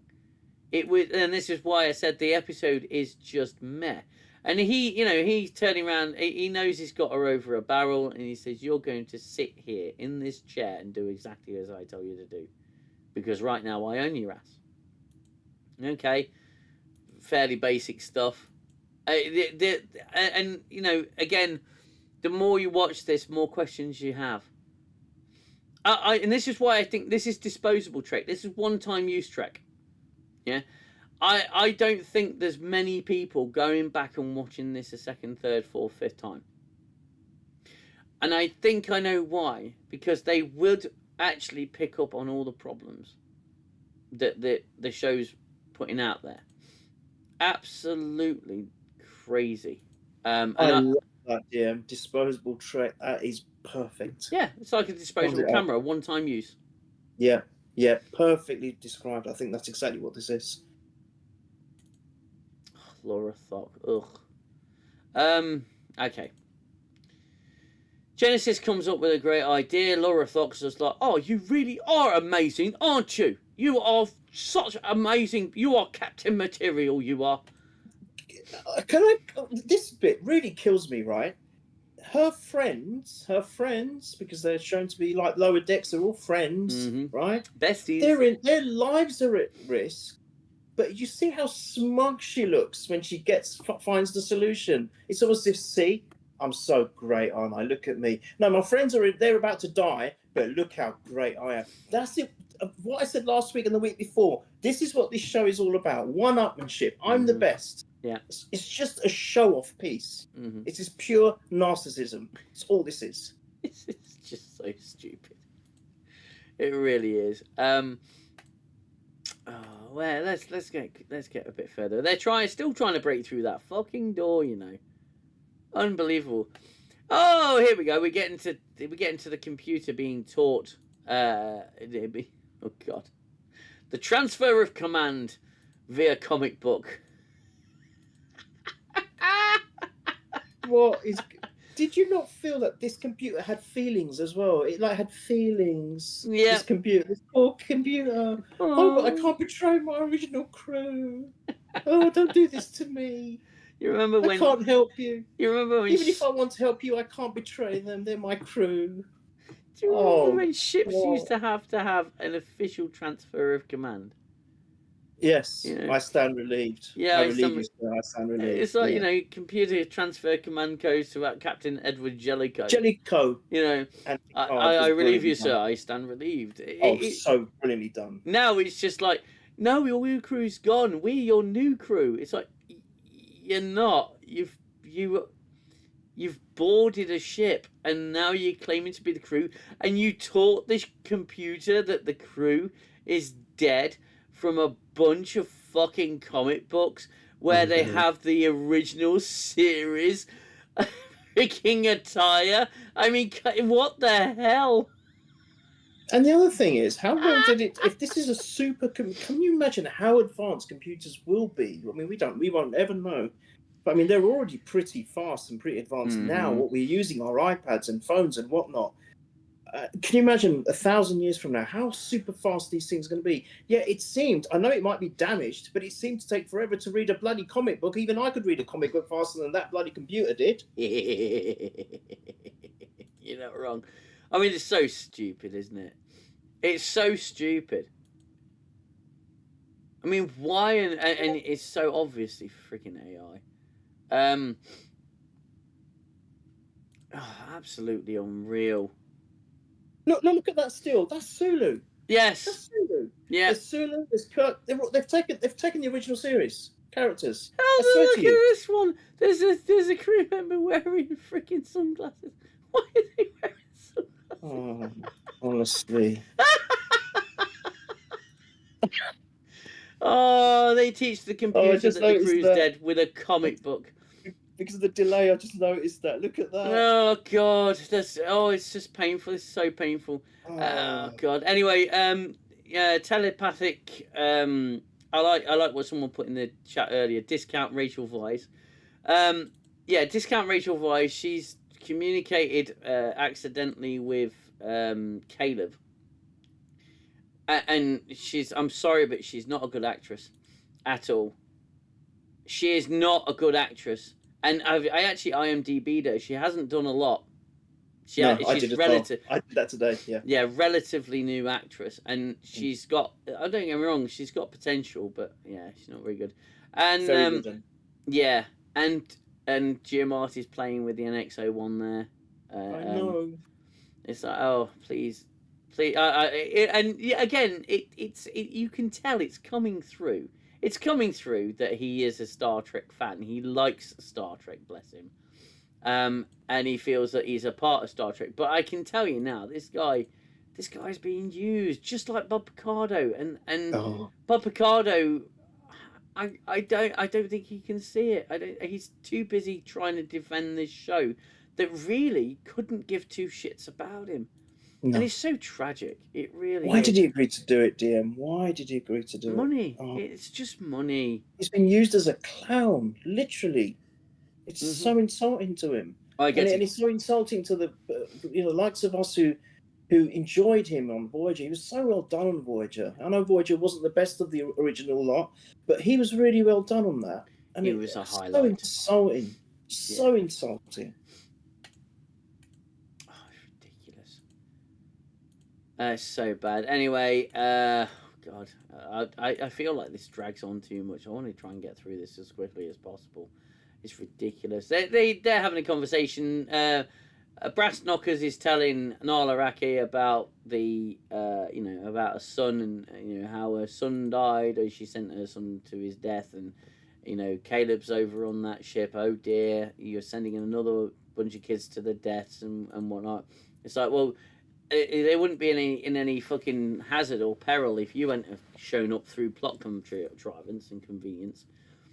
The sheer fact that he's there is so... Your suspension of disbelief, everybody, is so fucking convenient. It's unreal. Oh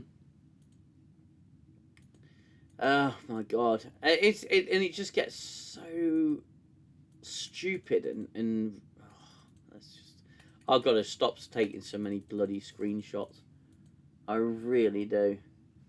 She's apparently here. She's just biding her time and letting him go on, and it's not, like I said, it's not the world's worst dialogue, but it's nowhere near Trek levels of dialogue at all. So the telepathic Betazoid girl, discount Rachel Weisz, if she can communicate with Caleb, and if she removes her inhibitor, she can fully get access to him, and she can help them. Okay, by telepathically projecting herself, and this is the bit that I like. This is the little bit of payoff, and it's something I went, okay, if I'm going to find a positive point, this is going to be it. When she lost control, she deafened her own father, and that's why he's deaf. So I liked that because I thought, well, actually, there's a little bit of thought there. It's still not a lot, but it is something, so I will give you that. When the last time she lost control, she deafened her father because she can emit sonic blasts through her telepathy, which I didn't like that part at all. But this is where the contrivance creeps back in. She's like a bat, basically. No, they use sonar. They don't make sonar. But they I suppose they use sonar, don't they? But yeah, she's just a Betazoid bat. The Betazoid bat. And she can basically when she loses control, she rees. And it just so happens, conveniently of course, that the furries, the Furies, they are incredibly sensitive to sonar. To sound. Sonar, yeah. And and brass door knockers, he says, or he reveals that he created a sonar weapon to beat them. So the answer is sonar. The chances of all of that coming together are absolutely effing astronomical. And we are supposed to believe it's so contrived. It's the conveniences that alone blow it out the water. Now, again, there are going to be people that are saying, "Oh man, this is the best. This is the best of the series so far. Why are you tearing it apart?" Because again, disposable Trek, right? The more you look at it, the worse it gets. It's awful, absolutely terrible. So if she deafened the father, that's when she lost control. If she gets the inhibitor removed and they do some fancy magic stuff with some mushrooms or whatever, she'll be able to help out the crew on the derelict ship, whilst they're still trying to get through the effing door. Except the crew now have put up a force field because the computer's still figuring it out. Oh look, yeah, yeah, there we go. Super cool captain dude wearing my sunglasses. Oh my god, so stupid. So yeah, they teach the computer. The crew died. The computer goes, "Oh no, my crew is dead. You are my new crew, yay!" And they put a force field up, but not before Gaden Cragg's boyfriend gets shot in the leg. Oh no! He gets shot in the poorly leg, and then there's some witty dialogue between the two.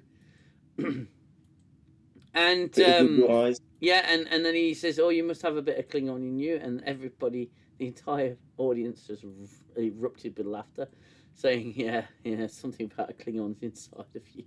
Oh dear, it's not good. It's really not good. A bunch of whispering takes place between Akai and the War College guy. I don't care enough to remember his name. And it's just like, and it's just completely pointless. The whole thing's completely pointless.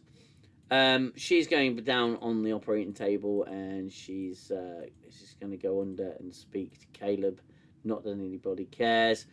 The Federation have signed the agreement with Aina's door knocker, and he is ecstatic. He's like, "Yay, okay, but you need to sweeten the pot." She's like, "Fuck off, I'm not sweetening anything."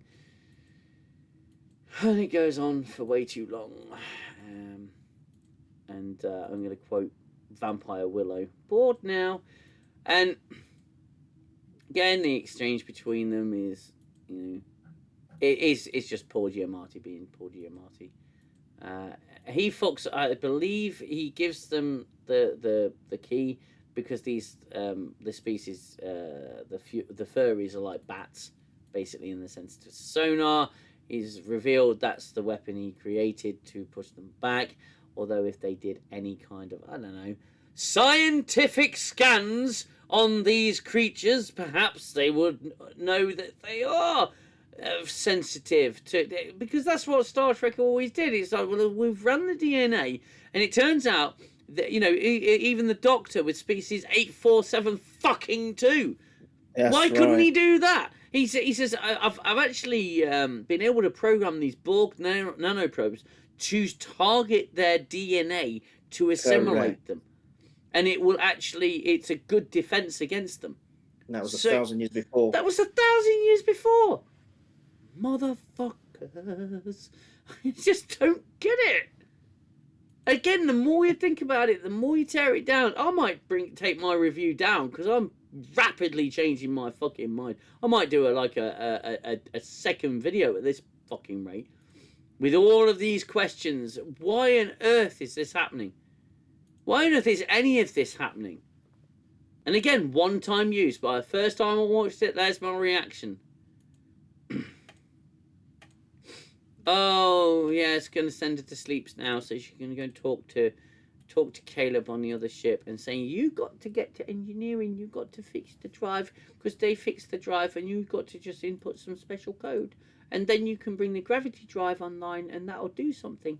But don't activate until I say so. Yeah, don't activate it until I say so, because there's some plenty more contrivances around the corner.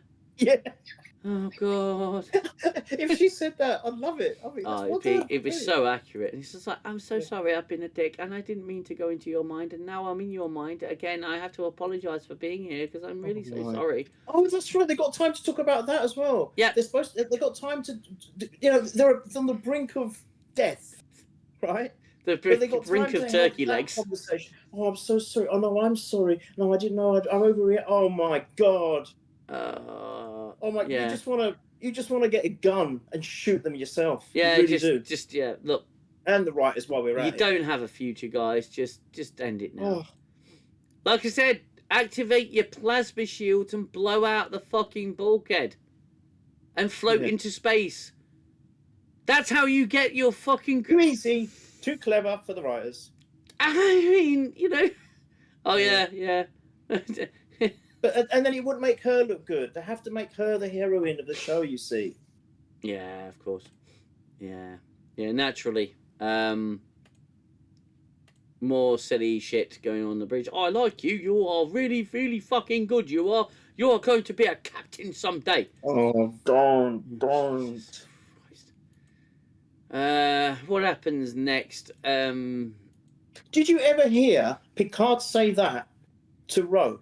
On the bridge, even when she did something. No, he had a close conversation with Riker saying that or whoever it was, I can't remember who it was exactly, but she could have been lieutenant commander by now. Yeah. And it wasn't to her, it wasn't in earshot of anyone else. Mm-hmm. It was just, I think, I can't remember who she was speaking, who he was sending it to, but he was saying it to someone, I think when they were on the planet. Can't remember exactly who it was. But my point is that you can have these expectations, think that wow, this guy or this woman or this cadet or whoever it is, ensign, is showing so much potential. Have that conversation, but it doesn't have to be an earshot of everyone and to the individual. This is so childish. Yeah. Oh, well done. Oh, you're going to be a captain. Oh, well done. And she just like this.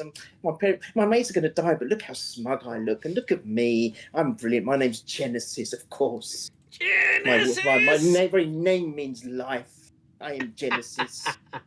Fucking joke. More like Gen Weisis. Terminator Gen Weisis. Sam's being all stupid, as usual. Stupid Sam. Stupid Sam I ain't.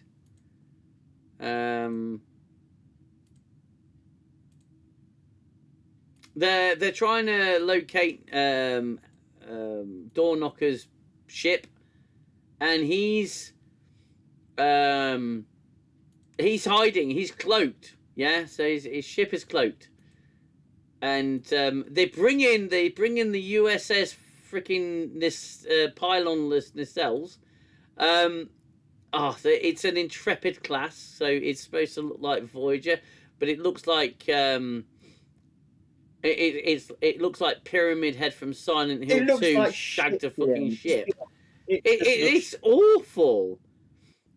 It's awful. It's like a 5-year-old drew a bunch of freaking triangles and stuck them together. Look at the fucking thing. That's the Intrepid, and nothing's attached. It all floats together. It's so stupid. Oh, stop it! And don't get me wrong, I would take the USS Jaeger over that. And that was the Jaeger was a Voyager kit bash. It looked like shit, but it still looks 100 times better than that pile of crap. And cut a long story short, it looks like he's got a samurai hat on.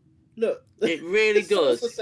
It really does. Section. Yeah, it's like a samurai hat. It really does. It's so awful. Man. And to cut a long story short, they've got to get the gravity drive online for some fucking reason nobody cares about. And it turns out that that Brass Doorknockers, he's actually hired the furries to to do all this. So he's behind it in the most obvious way, of course, which again makes no fucking sense whatsoever. If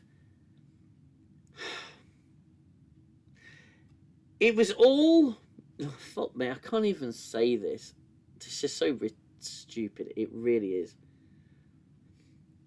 All of this. So he's hired the furries to do all of this, so he could get Starfleet to send the Intrepid class saucerless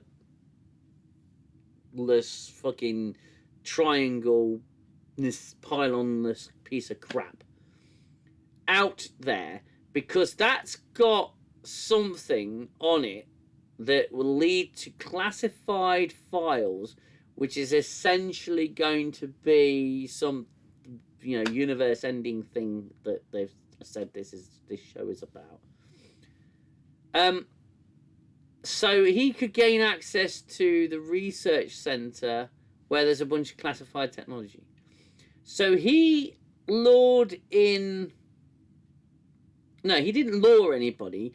He sat in waiting because the Academy sent the ship on a scheduled, I would say scheduled exercise to a derelict ship in the middle of fucking nowhere in a ship graveyard.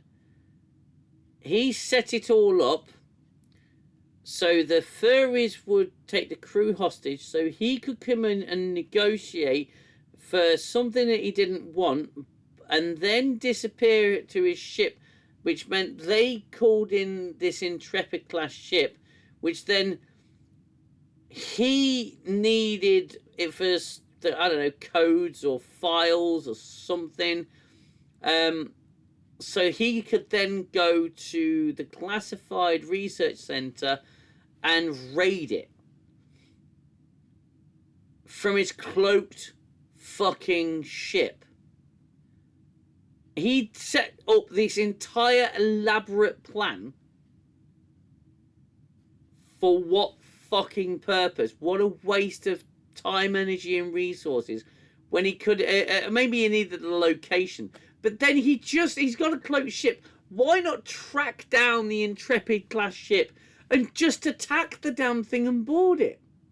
Because all the 32nd century ships are useless anyway. The entire episode is just shit. I'm actually genuinely thinking about taking back my review. Because the more I think about it, the worse it gets. Yeah. He could have just done it himself. I mean, they were there anyway. They were already there. They were waiting in ambush. So what they could have just taken the technology. They didn't need the fucking fuel. Yeah. They didn't need any of this. It was entirely pointless.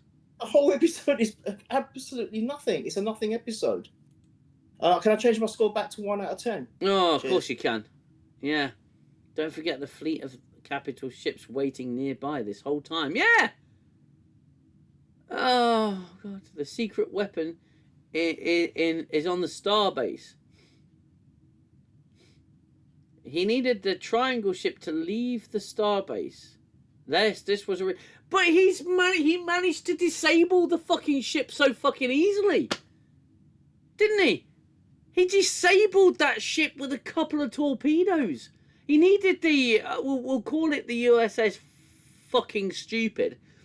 He needed the USS fucking Stupid to leave the starbase. Fair enough, I accept that premise. Why? He could have just torpedoed the damn ship and then boarded the starbase. It was so easy to disable. What a fucking joke. None of it makes any goddamn sense. This was a ruse, but he shot it once and he shot it once and disabled it. So he could have disabled it at the starbase. What's the point? What's the point to any of this? I mean, he's angry that he was thrown in prison by the little blonde woman from the Federation. And he's you know, there's just absolutely nothing to earn this story at all. Utterly ridiculous. God, it just gets. I think fucking the worse. the point is twofold. So one to make is it Beta Bat or Batzoid? Someone put in the chat earlier Batzoid. To make her look good. Beta Bat, yeah. To make her look good, to give her a bit of a background to the story and all this bollocks.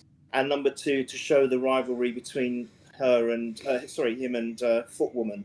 But even that's pointless because we've already discussed it, because we've got no background on him as to why he hates her. No, So none. all of it is pointless. So basically, it's a nothing episode, dear. It's a nothing episode. This screenshot, I'm so sorry.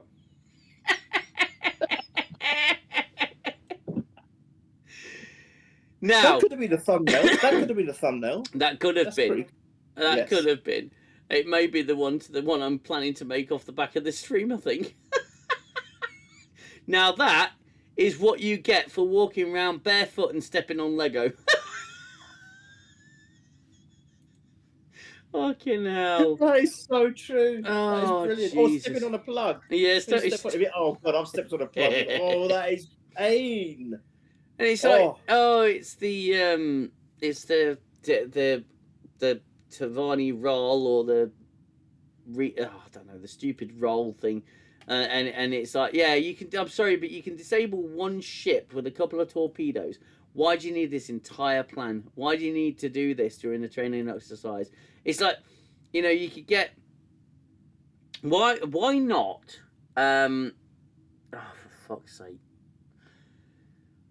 Why not get the furries to do what they're doing, pay them off, whatever, Paul Giamatti, and then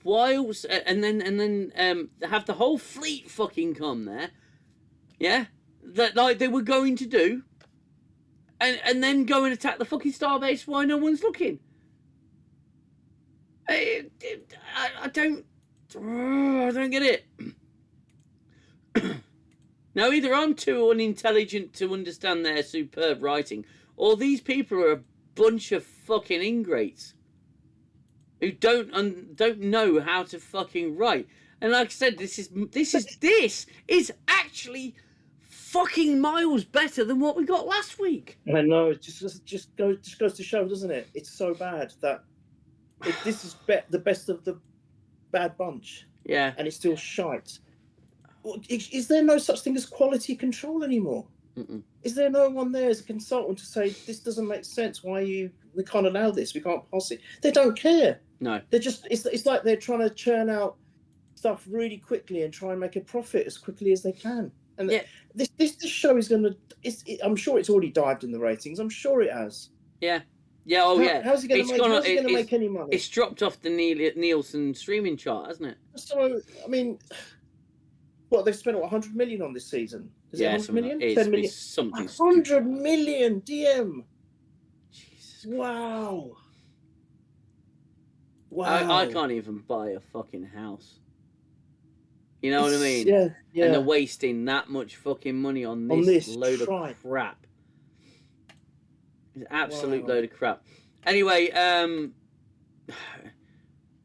Riri Betazoid Bat, she the crew on the derelict ship are now being shot at because they made it through the force field.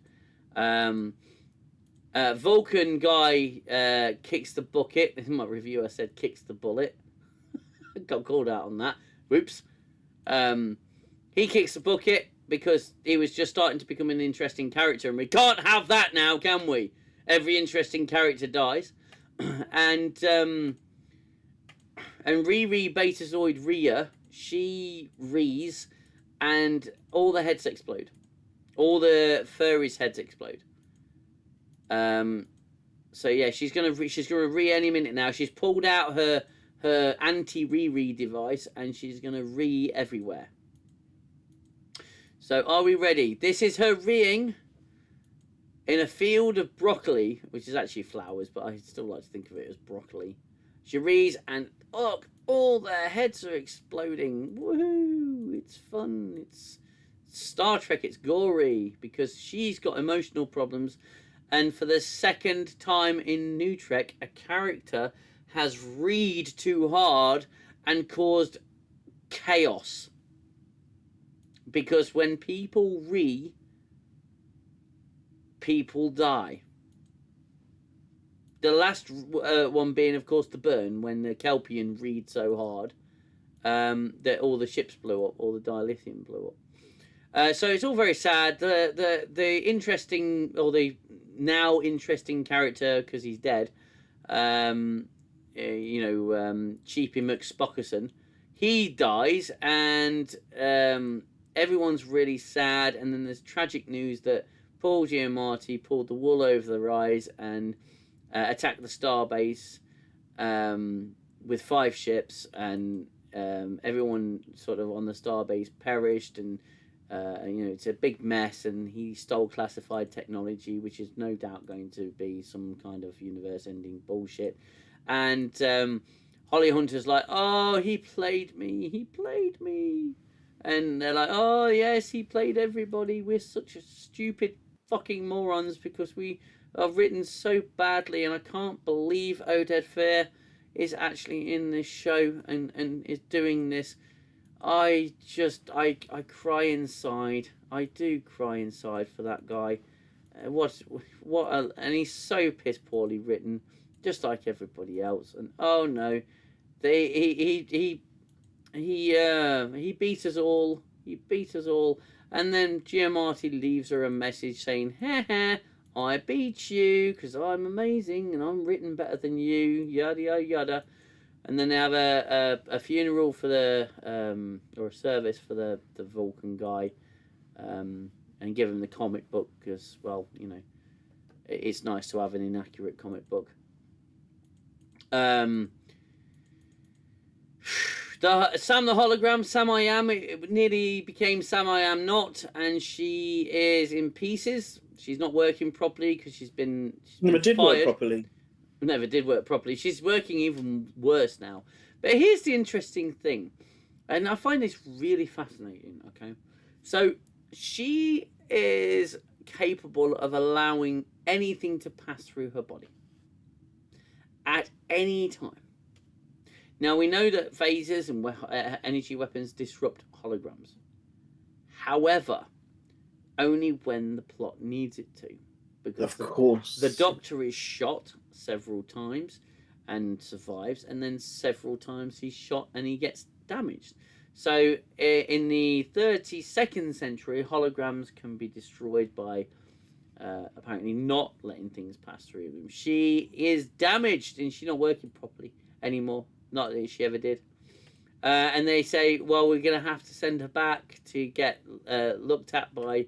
So I assume we're going to get a Planet of the Holograms episode where she's got to go back, and I imagine they're all going to be very much like her. Please don't say they're all going to be look like her and act like her, please. Planet of Holograms that are just like her. Please. Rachel Weisz, discount Rachel Weisz, she's read herself into a coma, and Paul Giamatti's still blathering on about how superior he is and how awesome he is, and everyone's feeling great shame about having to work on this show and being this absolute crap. Except Paul Giamatti, he's just having fun with it. Absolutely fun. Now, why didn't Holly Hunter keep her shoes off? Because then she probably would have been able to smell the trap she was being laid by Knuckleman. Exactly. She was on and it ruined everything for her. She changed the habit of a lifetime. And it's interesting, again, it's why this episode feels so different. Because Holly Hunter's not lounging. Holly Hunter's not barefoot. She's in boots and she means business. She's acting more like an officer, a little bit. Yeah, exactly. And everybody is. And don't get me wrong, that's where I will give the episode merit. People are behaving a little bit more, certainly the officers behaving a little bit more like officers. But I don't think that I take my review back. My review is a very raw account. Straight after watching the episode, I literally turn the episode off, switch my camera on, and start recording. and you're getting my thoughts as I'm having them about the episode. And that's what this live stream's all about now. Is just going through a bit of a post-mortem, analysing the episode. And none of the episode makes sense. I don't get anything that they were trying to do. None of it made sense whatsoever. Can you imagine the people that wrote the Nitpicker's Guide doing it for New Trek? Oh my god. You'd have to have an whole encyclopedia, not just one book. The Nitpicking Guide Can you imagine? the size of my house. Wow, can you imagine that? Jesus Christ. Cool. Yeah, how about tracing the transmission from Giamatti, by the way, to know where he is? He even says, I hope you do trace it. I think he says that at one point, doesn't he? I hope you do trace it. Come and find me. Goading and everything. But he didn't need to do any of this. This was an entire waste of time. Yeah. And the greatest way to know that you've got one up on your enemies is to beat them. He would have had such a better time of it had he literally just gone straight to the starbase, disabled the Intrepid class ship, which he's proven that he can do with a couple of shots, and then just nick the technology. That's it. Simple. No one's going to get there in time. And I'm sorry, but again, why has no one salvaged that fucking ship with the singularity technology? Ridiculous. It's so ridiculous. All the species out there. Yeah. That are dependent on dilithium during the burn. Why did no one do that? Oh, we need to salvage this starship. Get hold of the Romulans. Could you do us a favour? We need to lift over to our starship. It might be the saviour of the entire galaxy, by the way. Yeah. Fuck right off. Oh, that's ridiculous. War and Peace would be a lighter read than the Nitpicker's Guide for this series. Clayton, you legend, you. Medical tricorder on a hologram, right? Yeah. Holograms can be harmed by bad plot. Oh my god. Yeah. Oh, we're not going to get a Planet of the Holograms episode. Please tell me we're not. I think that it may be a possibility. They'll do an Orville where they have to shut her down. If they're all going to look like Sam, I can't watch it. I can't. Just can you imagine that face all over the place? Oh, don't get me wrong. The actress looks the way the actress looks, right? And that's fine. But she can. You can write the character, and she can portray a character as in a professional manner. That's the point I'm making. And she'd be one of the most attractive people in the world. But she doesn't do that, though, does she? She just plays it up and pulls all these stupid faces. She's just an edgy actress, and it doesn't work.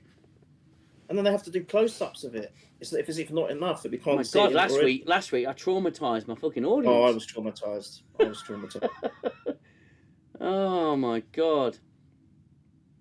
All in all, this episode's a 3 out of 10. I'm being nice. I think you're being too nice. I thought Gooner was being too nice, but I'd have probably said the same thing yesterday, or the day before. It was yesterday, wasn't it? I'd have said the same thing, but I just don't. Like I said, I analysed the episode, and it's just why is that not? What? They don't care. They don't care, dear. They don't care. That I ask why. It's only a rhetorical why. That's the thing, you see. They don't give a shit. Why should we? We've got our Trek. We can always go back. We can watch it over and over again. It's got that much rewatchability. Mm-hmm. I'm not saying every single episode it has, because there are some that I will deliberately avoid. I will. I'm not going to lie about that. Yeah. But the majority of them are rewatchable. And you know what? Even sometimes when I'm just doing chores, I'll put it on in the background, because even then it's still something that you can watch and you can even still get involved with. And the weird thing is, I still sometimes pick up things which I didn't do on the first 2 or 3 times I've watched them. Yeah. It's still it's that good. It's that layered. Most of them are. But this, I would not. I refuse. I think I've said it before. I've never rewatched any of New Trek. The only one I did say it, and I admit it, I have rewatched some episodes of Picard season 3. Yes, Just because of the nostalgia. It's because of the nostalgia. Yeah. And there were some moments that actually made me emotional. They did. Did. I'll be honest. I rewatched Picard season 3 in its entirety, and yes. I have to say that my opinion has changed. I haven't even rewatched Prodigy. I like Prodigy, but I haven't rewatched it. No. But you can't. If I'm in the kitchen and I'm in the kitchen at the moment, and if I was cleaning the kitchen, I'll stick the TV on, I'll put Netflix on, or whatever it is that it's on now, Paramount or whatever it is, and I would rewatch a Next Gen episode in the background or whatever, anything. Yeah. I wouldn't be able to say the same for this stuff. I couldn't do it. Once is more than enough, dear. More than. And your description of Disposable Trek is absolutely nailed it. Oh, thank you. It's Disposable Trek. Yeah. Well, it is in every way, shape, or form. Are you wanting to go, mate, or are you want to stay? It's what up to you. What were you thinking of talking about? One thing I just want to move on from Well, Academy now. I'll move on completely from Star Trek just for a second. I just want to know if there's a series I'm watching at the moment, which is probably the most freshest or the biggest breath of fresh air in sci-fi, fantasy, and whatever else for a long time. And I'll tell you what it is. And people might think no, because it's linked to a previous show which ended really badly. I'm talking about Game of Thrones, which ended badly with the last season because they rushed it and they destroyed it. House of Dragon wasn't so bad, but it was so complicated. You'd have to rewatch it. Before the next season comes out, you've got to rewatch the whole because you have no idea what's going on. The show I'm talking about is A Night of the Seven Kingdoms. Yeah. It is absolutely brilliant. It is 20, 25, 30 minutes each episode. They go like this, and they're likable characters. It's shot well, it's acted well, and it's like the fact that you can engage and relate to the characters and get involved. And it's a very simple story. It's so refreshing to watch. As much as I urged you to watch Pluribus, I urge you to watch this even more if you haven't done so. And the beauty of it is, you don't even have to know anything about the Game of Thrones universe. You don't have to know anything. Maybe it's probably slight advantage if you do, but you really don't. If you watch this as a standalone thing, you could probably finish the first 4 episodes which are out in less than 2 hours, which is better than watching this crap. I seriously urge you to watch it. It is phenomenal. Well, we have access to it. We have access to it, and the Danger Wife, she actually said, "Do you want to do Night of Seven Kingdoms?" And I said, "I'm going to be honest, and you've changed my mind." Okay, so I'll preface it with that. You've changed my mind because I know that the Drinker has reviewed it, and he says it's really freaking good. And I stand by a lot of the Drinker's opinions on things because him and I have similar tastes. But yeah, the missus said, do you want to sit and watch this? And I said, look, here's where I stand with Game of Thrones universe at the moment. Game of Thrones was brilliant in the first 4 seasons, and then it was shit, and then it got worse and worse and worse and worse. And then House of the Dragon comes out. I was burnt out with Game of Thrones. We both were. My wife was not happy. Then the House of the Dragon came out, and the first season was fucking brilliant. It was incredible, and we really, really enjoyed it. And Paddy Constantine, he fucking moved me with his performance. He was beautiful, especially that final appearance, that final episode, and the last few seconds of that, the last few minutes of that was. I cannot fathom a universe where he wouldn't have got an award for that. I can't believe if he didn't get. I don't know whether he did, but it's just superb performance. And I felt that the second there's such a huge gap between seasons. Exactly, you don't exactly, and you think, what happened? I can't remember. And then the next season comes out, and you are literally just. Oh, yeah, that character. What happened with them? Yeah, you don't know. You can't put it together. And I said to the wife, I'm not sure I've got it in me to do another season. But if what you say is true, and that it's shorter episodes, and I know that it focuses on one of the little guys, Yes, it's about a hedge knight, yes. And I think that will probably that's probably a little bit easier to watch. Do you know what? I would suggest you don't even think it's related to Game of Thrones. Yeah. You put it out your mind. Yeah. You just watch it as a standalone show. Mm. It's just enjoyable. It's just enjoyable. There's comedy in it, which really works. Yeah. And both the main characters, one's a young lad. Oh my God, he's going to be some actor. He is tremendous. So he's I think he's about 11 years old. He's so good in it. But the main character, the protagonist, he's an ex rugby union player, professional rugby union player. Yeah. And he turned, I think his career wasn't going the way he wanted it to, so he decided to go into acting. And he is so good. He's relatable. You can relate to him, DM. You can actually relate to this guy. And you're just going through his simple life, and he just wants to make a name of himself, but not so much for himself, but for his mentor, if you like. And that's it. It's just about that. They go to I think they mention places like Westeros. They're going to mention Game of Thrones names and things, but you don't have to know about it. No, you don't have to know about it. They're going to have the names of some of the houses. You don't have to know about it. You really can just watch it as a standalone. Yeah, okay, it might be better to fill in some pieces, but it's seriously not essential. Just to watch it, and you're thinking, oh my God, and before you know it, the credits come up, and you think, what? It's just started a minute ago. It goes that fast. 25, 30 minutes long, I think, the episodes are. I'm actually going to rewatch them. There's 4 episodes, I think, already available. Yeah. And I'm going to rewatch them because I know it's going to go like super fast because I enjoyed it that much. I highly recommend it, guys. I appreciate the recommendation. I'm sure everybody else does in the chat as well if you've not seen it. And I will, I'll suggest to the wife that we do that. We've got a few other shows that we are doing. Clayton, my bus ride is coming to an end. Great stream, gents, and have a wonderful weekend. Live long and prosper. Yeah. Clayton Rumley, big friend of the channel, great author. Buy his book Holocene off Amazon.com. It is a superb book. I did it in 2 sittings, and I don't read that often. It is a superb book. I cannot wait for book 2 and 3, mate. You look after yourself, and check out Clayton's channel. Link is in the description, guys. Clayton Rumley, big friend of the channel. Fantastic gentleman. And I can't wait to stream with you again, sir. You need to get that basement done so we can have a good old streamy natter.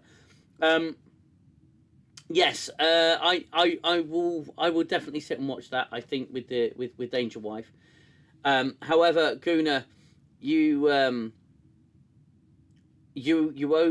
me and Watchword a watch. I know, for all mankind. You need to start it, mate. It needs to be soon because season 5 is coming out March. Yes. Okay. So you need to get it. I'm going through it again. I could probably do a season in 2 days. So when I binge watch, I binge watch. Yeah, man.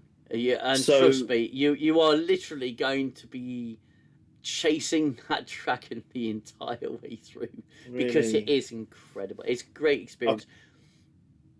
There's some parts of it that I found upon rewatch you could probably take out and do without, much like the beginning scene of Pluribus with her in the bookstore. You could probably edit it down or take it out, but a lot of it's important for context. I don't think I can say anything particularly bad about the show. It is absolutely fantastic. Right. I will start watching it. Yes. I think because I know what will happen as soon as I start watching it. I'm not going to stop, so it'll be done fairly quick. It is a Pringles show, mate, because you won't be able to stop. Is For All Mankind on Apple still? Yes, it is. It's on Apple TV. Yeah, it is on Apple, yeah. How are you? So are you going to review each episode as it comes out? How are you going to do it in the latest season? Or are you going to wait for the season to finish and then review it as a whole? We'll do For All Mankind streams. Okay. Once a week, so it'll be myself, Watch Nerd, and yourself as well. Okay. And we'll dedicate because I think it's going to be 10 episodes. We'll dedicate 10 weeks to it. I don't care. Okay. I know that the streaming figures will go down. The channel will go back into remission. To be fair, after Academy ends, and obviously my reviews aren't going to be as popular. But that's not why I'm here. I'm here to talk about great sci-fi. And okay, we'll do a binge watch before the new season starts. Then yes, please, Come on, Stephen, Rumley. let's do it, mate. Definitely, everybody get on For All Mankind. It is a Ronald D. Moore show. Come on, this guy's a Star Trek. Is a Star Trek alum, and you can definitely tell there's passion for science fiction. For those who don't know, just a quick voice on the premise. The premise is it is a what if timeline. Okay, so it's set in a different timeline where the Russians beat the Americans to the moon, and it then has a again, no spoilers or anything. It just has a very different effect on the space program. Okay, suddenly the Americans get the kick up their ass that they need to get into space and get on with it. And it just bursts this entire growth and development that we never saw, because we got to the moon and suddenly the space program just died. So it is a fascinating experience. It's so well written. Every character has got such wonderful qualities about them, even the bad characters. And the stuff that happens, it makes space a more realistic place to be. It's just like Firefly. There's no sound in space, and they do not. They make sure that they stick to those. Watch Nerd introduced it to. Watch Nerd watched it first. I think Jill and Robert Meyer Burnett introduced it to me. Antiderivative Jill and Robert Meyer Burnett, and I'd love Robert Meyer Burnett to come on this show and chat with us about it. I would absolutely adore that. That would be fantastic. I doubt he knows who I am, but it'd be lovely, because I know he's a big fan of that show. And and each season is a different decade. Yeah, so they'll do time jumps in between seasons, but essentially you get the same characters. They're just much older. Wow. And they do a great job. I cannot actually recommend it enough. I would say it's on par with Star Trek as a series. And of course, I think it's getting the spin-off, which is Star City. There's a spin-off as well coming out. Yes, yeah, it's wow. It's more the Russian side of things. That'd be really interesting then. Very interesting. Okay, all right. I'm okay. Do you know what? I'm going to start it tomorrow night.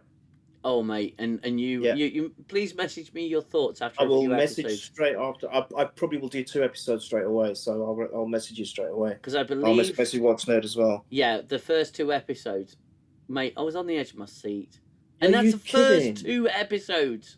No way. I was on the edge of my seat, and I was going, no, yes, no, Okay. I'm doing it now in my mind. Sold. It is already clocked in for when I get, as soon as I get to minute, it's going on, and I'm looking forward to that. You are going to love it, my friend. It is beginning tomorrow. I promise you that. Yeah, you're going to love it. So I will do that. What I will do then, I will leave you to finish off the stream. I think it's just gone 11. It has just gone 11. It's come out to 11. Sorry. Yeah. So I want to first thank you as always for having me on. Really appreciate that. Of course. And look, you don't worry about your numbers, because number one, as you say, it's not all about that. But look, you've got the Muppets to review soon, so your numbers will go back up. So don't worry. Oh God, thank you for that. Thank you for that. Don't forget about that. You got the Muppets in space. Got the Muppets in space. So your views will go straight back up again. So don't worry about it. And who's to say? People might see For All Mankind and think, God, this is great. I don't think there's been many YouTube channels that have reviewed it in depth anyway. So it could work in a good way. So yeah, I think so. I love the show, and I don't care about chasing the algorithm. That's not why I'm here. Yeah. I love these Friday nights where we just sit and talk good sci-fi, bad, mostly in the case of this, bad sci-fi. And in the case of Strange New Worlds, worse sci-fi. But I won't be talking about Strange New Worlds with Watch Nerd, because she's officially out of the Trek. She's done, and I can't fault her. I had a chat with Xell. He's much happier now. He doesn't have to watch this crap. So really, I've just picked a new victim, Gooner. You unfortunately. It's fine. It's fine. No. Honestly, it is absolutely fine. I'm happy to. I'm just honoured to be here. It's a blessing to be here. I really appreciate it. I never thought in a million years I'd be on. I used to watch this and contribute in the chat. I never thought I'd be on. So I really appreciate it. It means so much. You have no idea. It really is, and it's come at a really good time in my life, as you know. Yeah. So it's amazing. So I really appreciate it. But I'm really looking forward to discussing For All Mankind. Yeah. I truly am. Yeah. And I think I just want to make a request. You may have already done it in the past, but there's a few next gen episodes. I'd love to just have even an hour with you one day to discuss. I would love to do Yesterday's Enterprise. I would love to do Best of Both Worlds. You've probably done it. But I would just, even if we do it all in one show for an hour and a half, I just, because those episodes meant a lot to me. You know, Measure of a Man. There are quite a few. You probably already discussed your top Next Gen and top Star Trek episodes anyway. But there are some that I would love to just chat to you about one day. Mate, it would be my genuine pleasure. Because we'll be talking about something positive for a change rather than this bollocks. Yeah. Well, we did spend a good amount of time talking bollocks about bollocks. Yeah. Exactly. So I don't like doing this every week. I prefer to end my week on a high note, not a low note. But you know, it is interesting, and it's good for. I find that it's good for people to have someone to go to voice their frustrations. And again, a lot of people come to this to voice their frustrations. And I really wish, there's one thing about the world I wish that hate didn't get so many views. And dislike didn't get so many views. I would love for passion to get the views. Passion for something to get the views. But hey, that's not the way the world works. That's not the way YouTube works. But Gooner, it has always been a genuine pleasure. Thank you for staying on so long, my friend. No pleasure. You've become such a wonderful friend to the channel and a friend to me. So thank you very much. Oh, that means a lot. Thank you so much. It means so much. Please, before I go, let me just say thank you again to all the chat. You know, it's just incredible that they take their time as well. It's precious time, you know, on a Friday night, and to be here and be part of a community. It's amazing what you've created this, mate. Hats off to you. Hats off to you. I appreciate off my cap that. to you. But thank you guys. I will see you all soon. Look after yourselves and have a great weekend as well. And I'll be on For All Mankind. I promise. Yes, mate. I promise. Oh, I look forward to hearing from you. Thanks. Take care, my friend. Bye-bye. Bye-bye. And then there was one, and I hate Discord. You cannot get rid of that bloody screen. Even if you're in the voice chat on your own, you just can't get rid of it. So yeah, Discord's going through some stupid changes. So they've decided to make it mandatory ID. Which is just shocking. Look at this. I can't even adjust my thing properly. It's just a joke. Discord's going down in my opinion. I've got to try and find another way to stream. Right now I stream through OBS, but we'll see. It would be nice to chat about some good TV for a change, for sure. Yeah, very true. I mean, don't get me wrong. We've done it on previous episodes of previous iterations for the show. I've privated I've privated about 70 of the previous streams for various reasons. They do tend to clog up the channel. They don't get any views. They just sat there.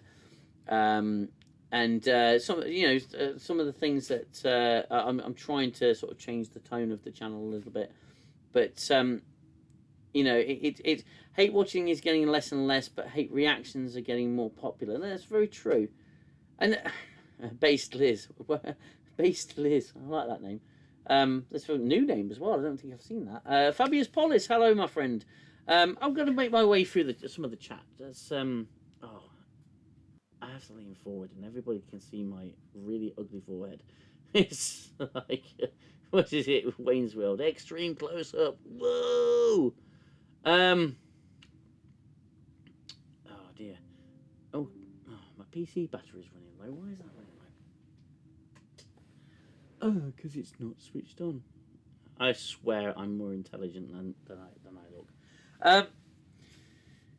So yeah, I would love to talk about great television, and we have done previously. We've done top 10 movies, top 10 sci-fi, top 10 this, top 10 that, you know, or our favourite sci-fi movies in general, and all sorts of stuff, mate. So yeah, it's really nice. It is really nice to talk about this stuff. I don't like covering. Yes, I'm new to your live streams, but I've been watching your videos lately. Oh, bless you. I apologise. My videos aren't superb, but I do try my best. And thank you very much. Thank you very much for if you have joined the channel. It's really nice of you. Just started a free 7-day trial, which we'll get to watching episode 1 after the DM stream. Can't wait, mate. I guarantee you, if you like OG Star Trek and you like Ronald D. Moore as a creator, you're gonna love For All Mankind. It's without a shadow of a doubt. The characters are superb. They're just lovely, all of them. They're just so well written. If you haven't already liked the stream, then hit that like button. Let's see if we can get up to 30 likes on this stream. Not quite as popular as last week's stream because again, this episode wasn't as bad as the last one. However, I've just spent about 3 hours tearing it a new one with Gooner. So yeah, if there's one thing I can say about Academy, it has certainly brought a lot more people to the channel and a lot more views to the channel than I've usually historically got. And it's actually it is actually helping the channel to grow. But I don't really want to be reviewing this show anymore. I will, obviously. I'll keep reviewing New Trek. I'll keep taking that shot, put myself in the line of fire for my mental, for my mental health side of things. But I don't want to be reviewing crap. I want to review decent Trek. I want to review decent television, decent episodes. You know, decent movies. I'd love to sit there and review movies. It's why I'm trying to get back into reviewing decent Star Trek, which is going to be. I've put a duet video up. Please give it a watch and tell me honestly your thoughts on whether or not you want to see more of those types of videos. Because if you do, I will keep. I mean, I'm going to keep going anyway. I'm just going to keep chucking them out one a week. Because I enjoy doing them, I enjoy writing them, and I enjoy, making the videos. I've got some new software. I'm actually using DaVinci Resolve now. I've upscaled everything. I'm not using cheap software anymore, and I've got a PC, a full editing computer now, so I can actually make better videos. And you may have seen that the last video was much higher quality than the Sam Sisko episode review. Watching you review crap makes it so we don't have to watch them. Plus, it's more entertaining than watching the crap. Oh, Greg, I appreciate that, my friend. It's really nice of you to say so. I'm glad that I'm in some ways offering a public service in that sense, but it's not without its set of challenges. It's not without its set of challenges.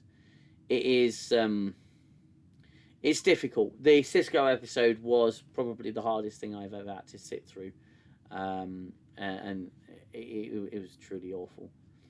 I'm going to go for another 25 minutes on this stream, and then I shall close it off for the night.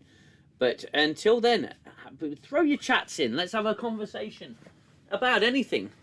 You could do an Ask Me Anything for the last 25 minutes, and we'll sit and have a good old natter.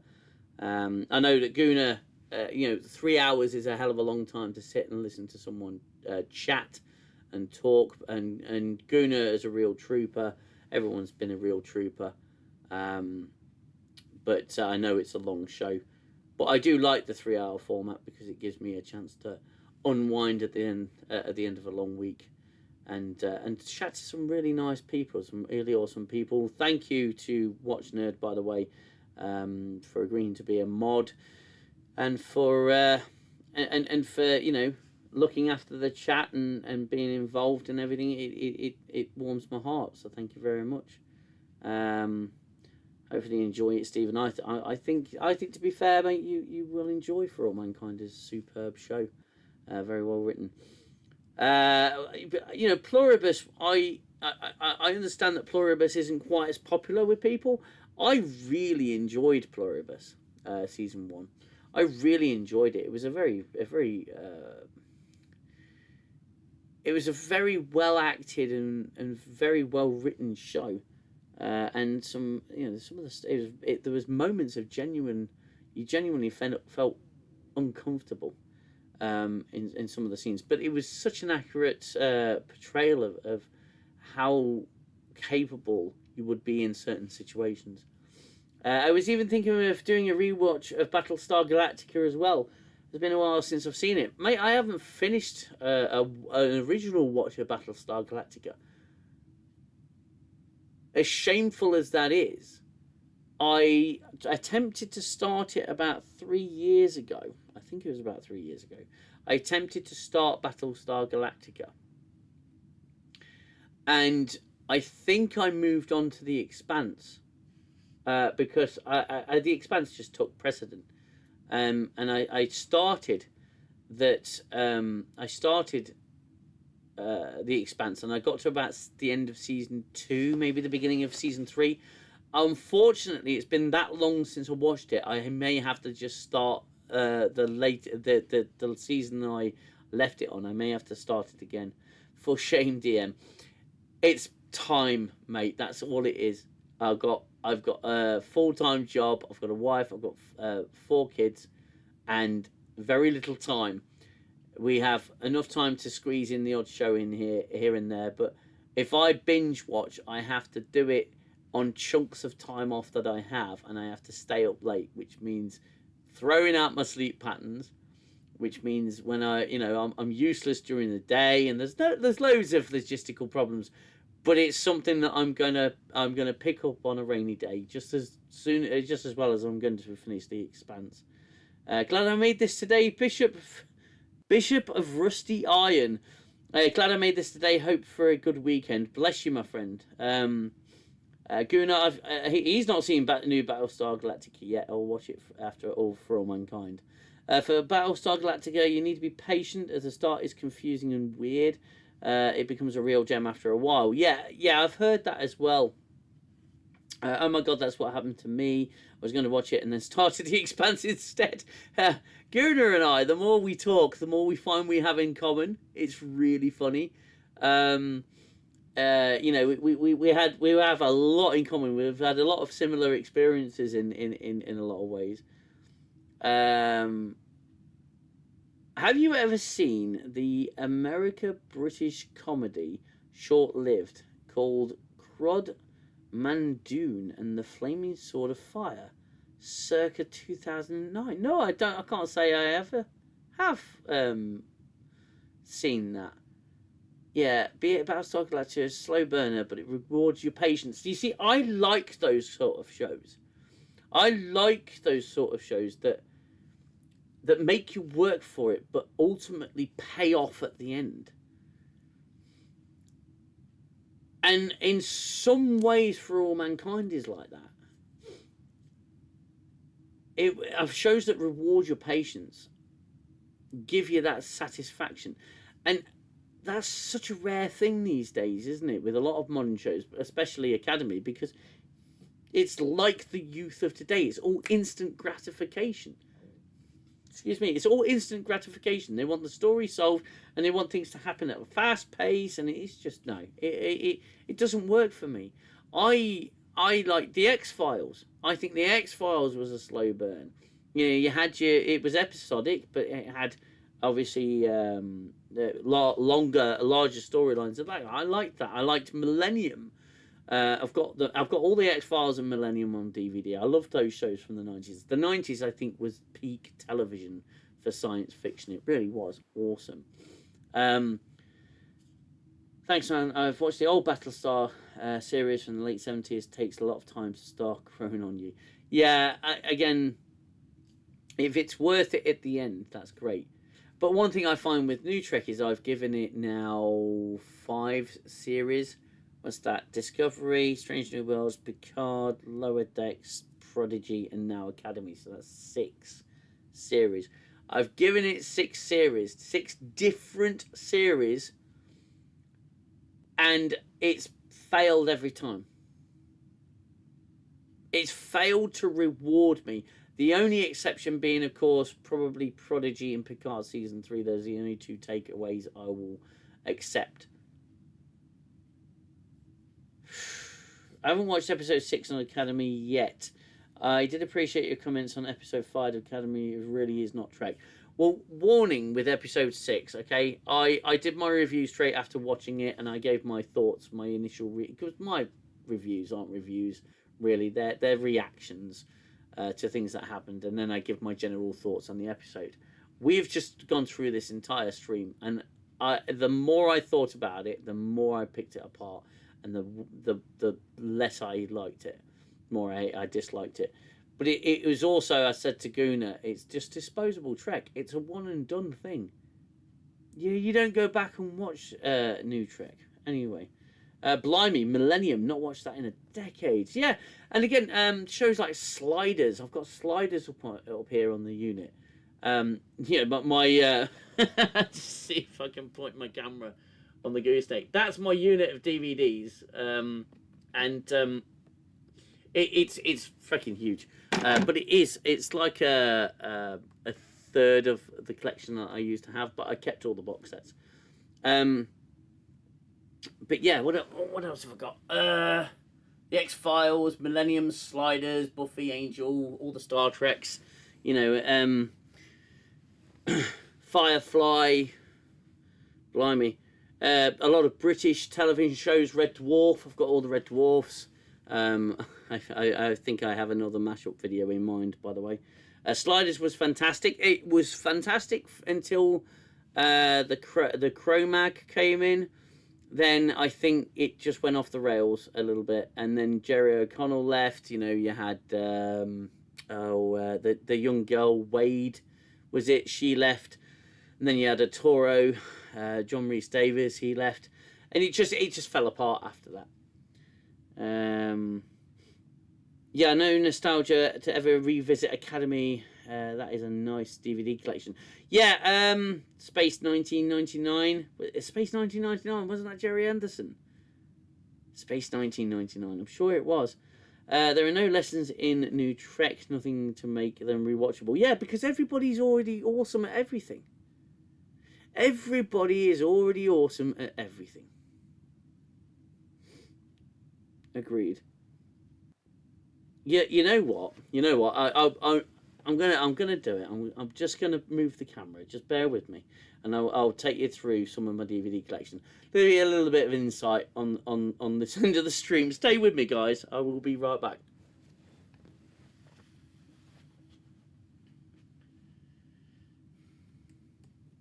Gonna try and do this without disconnecting everything, of course. So yeah, obviously you got all the Star Trek DVDs there. If the camera's backwards, I do apologise. Some of the family films as well. I've got Spaced. Now, if you haven't seen Spaced, then you are missing out. Absolutely fantastic show. Got Twin Peaks, of course. Gotta love me a bit of Pie. A bunch of South Park, Red Dwarf, Detectives. A lot of British comedies. Garth Marenghi's Dark Place. Very fond of Garth Marenghi's Dark Place. Of course, a couple of box sets of Game of Thrones that we picked up over the time. All the decent ones. And then Star Trek movies down there. And then it goes on to sort of the more films. But then up here, I've got the full universe collection: Matrix, all the Star Wars, Alien, Blackadder, Lord of the Rings, Sharp, Indiana Jones, a great one known as the British Empire, fantastic Chris Barry stuff, all the Die Hards and everything. But unfortunately, and I've even got some Voyager VHSs up there. But unfortunately, and I'm hoping you can hear me, by the way.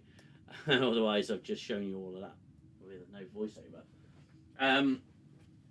unfortunately, I did have to, when we moved into this house, because it's it's a much smaller house than the one we had. I ended up having to lose 2/3 of my collection, and it was gutting. It was gutting, but we had to be brutal.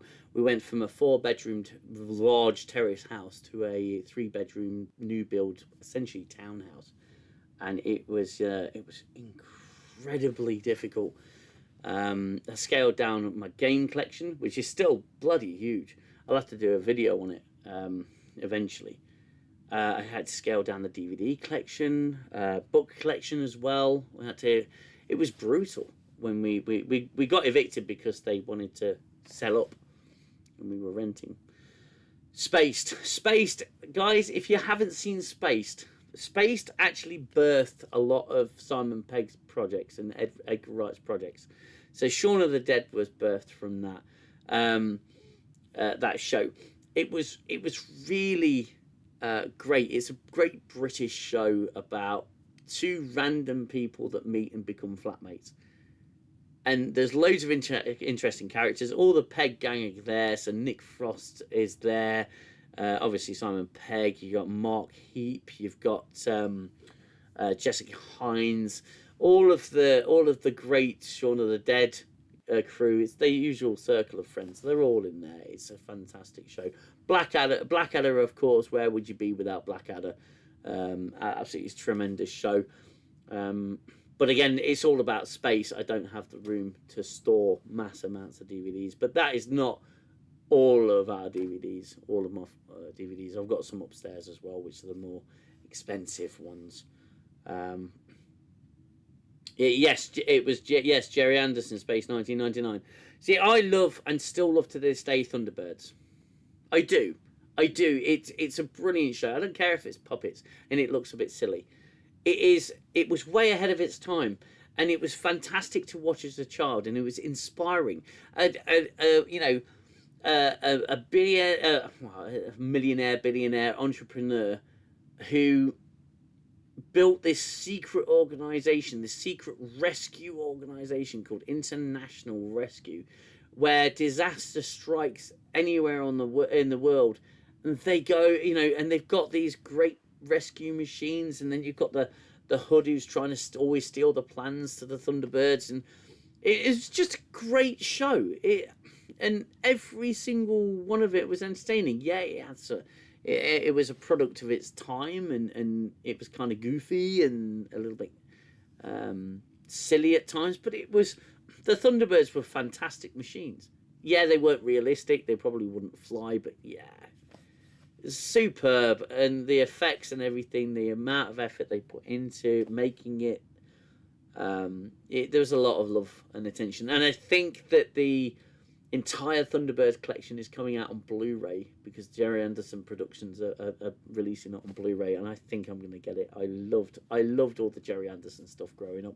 I still have my Corgi Thunderbirds as well. And not only that, Captain Scarlet, Stingray, Joe 90, that was another one. Stingray was cool too. Yeah, Marina. Marina, wasn't it? Troy Tempest and Phones. Oh, brilliant. Stingray. Anything can happen in the next half hour. Fantastic. There was a lot of cool shows growing up. It wasn't just Star Trek that gave me my personality and who I am. It was all those great shows as well. Great movies, Aliens, Predator, Star Wars, Die Hard. Even going up to the more modern ones, The Matrix, Event Horizon, and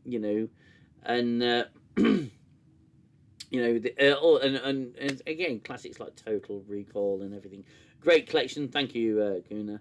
It was writing that was great. The medium of storytelling medium of telling the story didn't matter. Strings, who cares? Exactly. You were able to suspend your disbelief that you were looking at puppets. In fact, eventually you just forgotten that they were puppets. It didn't matter in your brain, because you were watching something that was presented so well and so realistically enough that it didn't matter.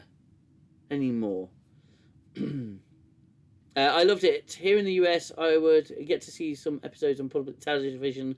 Blackadder, Faulty Towers, Monty Python, Hitchhiker's Guide. Very fond of all the British shows. I think I think us Brits have come out with some absolute classics, but no longer. Unfortunately, that era of great television is gone now. The BBC has gone with it as well.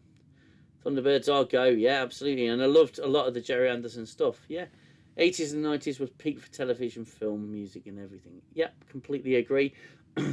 The earlier of the noughties, the early noughties, I think we saw some greatness, and then it fizzled out. And now occasionally we get the odd little cherub, and I think that commercialism has destroyed art and entertainment, and I think that we no longer have trailblazers in terms of entertainment. The MCU managed it for 10 years, and then it literally fell flat up its own arse, and it became something completely ridiculous. And the MCU is, to me, is just dead now. There's no way it's going to survive, right? It's just dead. I don't think they're going to fix it with Avengers Doomsday. I don't think that's going to fix anything. I think that's going to be a complete mess, because you are throwing so many characters into the film. None of it's going to make sense. None of it's going to make sense. It'll be a complete waste of money, and I think it's probably, although it will make a hell of a lot of money, eventually it's just going to be the death knell. And it's just ridiculous. It kills me what they did to Doctor Who. Doctor Who is a funny one, because Doctor Who was I did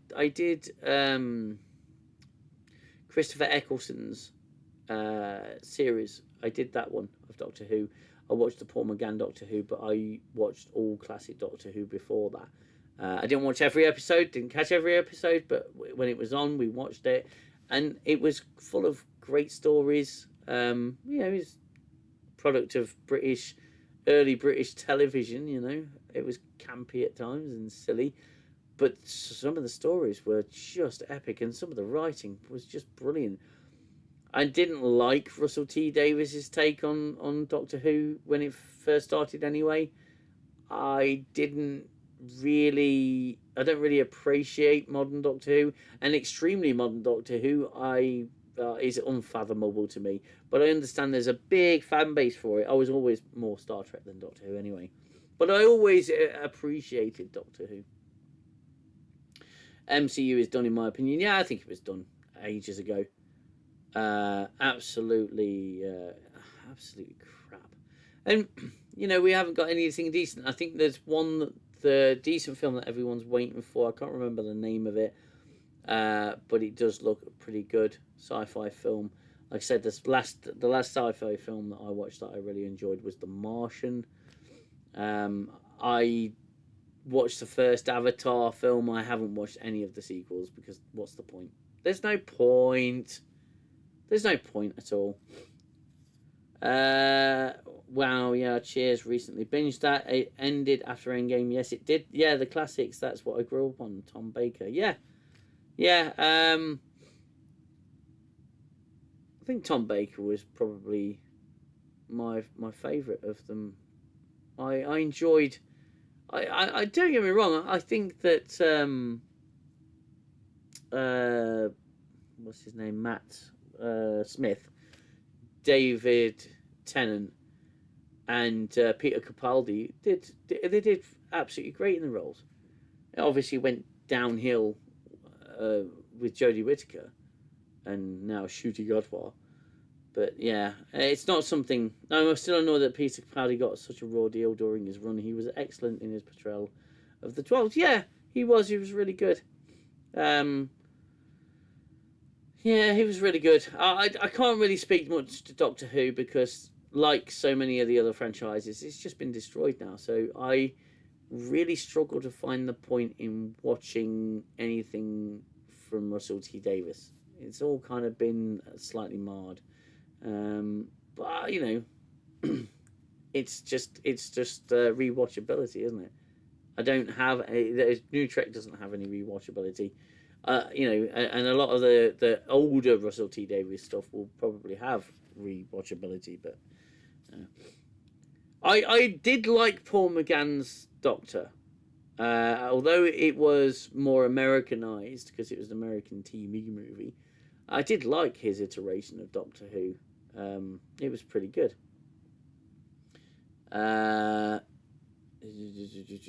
Peter Capaldi did get the shaft in quality of stories. Really liked his acerbic take on the personality. Yeah, really good, really good. What other shows did I grow up on? I mean, I watched a lot of Buck Rogers in my very early years, you know, and Blake Seven. Watched Blake Seven. To this day, I can't remember what I thought of Blake Seven. I think I just watched it because sci-fi, right?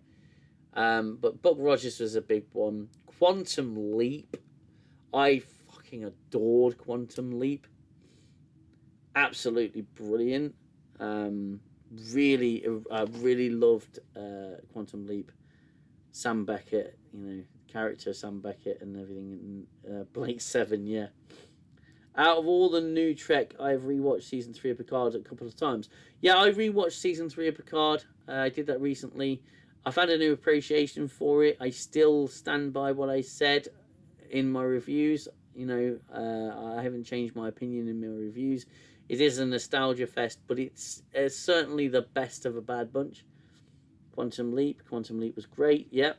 Buck Rogers, $6 million man. Quantum Leap. I used to watch the classic Avengers with Stephen Purdy, and I used to watch what was it? It was Robert. What was his name?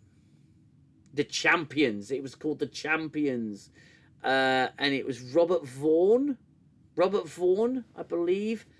I'm trying to think the other character's name, the other actors' names.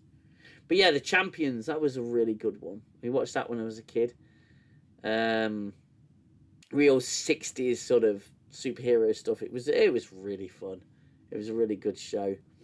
Buck Rogers was great. So was Blake Seven, although some of the acting was so bad. But it still was way better than all of New Trek. Yeah, funny enough, the quality went up. What else was there? So we had The Champions. The Man from U.N.C.L.E. was just brilliant. Loved The Man from U.N.C.L.E. Growing up. Always used to watch The Man from U.N.C.L.E. With Ilya Kuryakin. What was his name?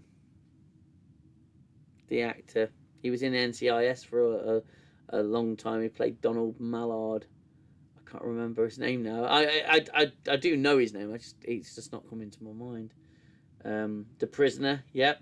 Yeah, it's another good one. What else was there?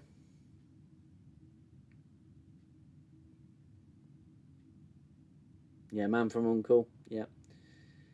Yeah, The Man from U.N.C.L.E. The movie wasn't too bad, you know, with Henry Cavill. And what was his name? Armie Hammer. Was it Armie Hammer? That wasn't a bad film. That was a great audition for Cavill for Bond, wasn't it? It's great. Starsky and Hutch, laugh out loud. Knight Rider, yeah, Knight Rider as well. Starsky and Hutch, the A-Team, you know. Getting crazy now. Getting crazy. Original Twilight Zone and The Outer Limits. Yeah, I fucking love The Outer Limits. Anti-derivative Jill, she reviews The Outer Limits. Grange Hill. Don't go there. Don't go there, Gooner. Uh-huh. Airwolf. Airwolf, yeah. Brilliant. Blue Thunder, yeah. Yeah, there's a load of great shows back then. You know, they were cheesy and they were hammy. But if you haven't liked the stream already, please hit that like button. It would be really good to get to 30 likes for this stream. That'd be fantastic. Street Hawk, yep, there's another one. Crikey, there's no way we've gone through them all. Yeah, I even liked T.J. Hooker with Bill Shatner and James Darren. Fucking hell, it was great. It was just so funny. It was great back then. You go back and rewatch it, and it's nuts. But yeah, Manimal. Wow. Anyone else got anything? Yeah, there's loads of shows out there that are well worth watching. And a lot of modern shows just aren't. They just aren't. And what you find is they actually go into full remake and reboot mode. But trying to recapture that magic. But it isn't going to happen. Okay, so you got Buffy and you've got Angel. I love those two shows. I love Joss Whedon's early work. I do. I don't care about the drama on set and what Joss Whedon did. What Joss Whedon made, the product was brilliant. Buffy and Angel and Firefly were 3 great shows. Brilliant. Absolutely brilliant. And now they're coming out with the Buffy sequel, the new Buffy season. But it's got none of the original writers, not the original creator, obviously, because he's not coming back to anything decent. So it's not going to be Buffy the Vampire Slayer. It's not going to be the same show. So why bring it back? I've got this fucking sneaky suspicion it's going to be Buffy the Vampire Slayer for the modern audience, and it's gonna suck. I don't think it's gonna be any good. You know, I don't see it. I don't see it being any good. I'm not prejudging it, but I think by the same criteria that New Trek sucks, and for the same reasons, it's not the same franchise. I don't think this Buffy reboot's going to be any good, regardless of the fact it's got Sarah Michelle Gellar in it. You know, it's not going to have the same writers. It's not going to have the same quippy humor. It's not going to have the same style. It's going to be a very different show. Wow, there's a lot of ones I've only heard, niche ones that I've barely heard of. He-Man. He-Man. Great. What do you guys think to the trailer for the new film? I think it looks shocking, to be honest with you. I prefer Masters of the Universe, with Tom Paris and Courtney Cox. Robert Duncan McNeil and Courtney Cox. Thundercats, DuckTales, The Mask, Dungeons and Dragons. Yeah. Yeah, I don't really know He-Man. There's been a lot of trailers out in there for a lot of things now. Even trailers for Requiem, Resident Evil Requiem. Mare looks mid. Yeah, I'd say Mare as well, to be fair. I'd say it's definitely mid. And I don't know.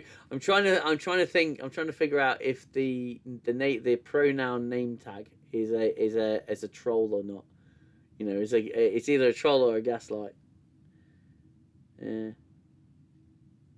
It's just bonkers. I don't know how we got here.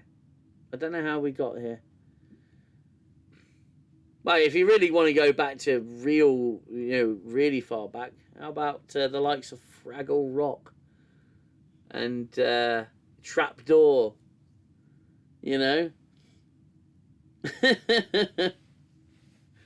Let's go right back. That is.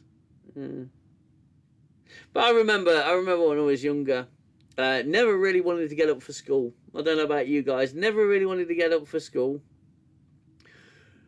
And my parents would really have to drag me out of bed every morning on a school day.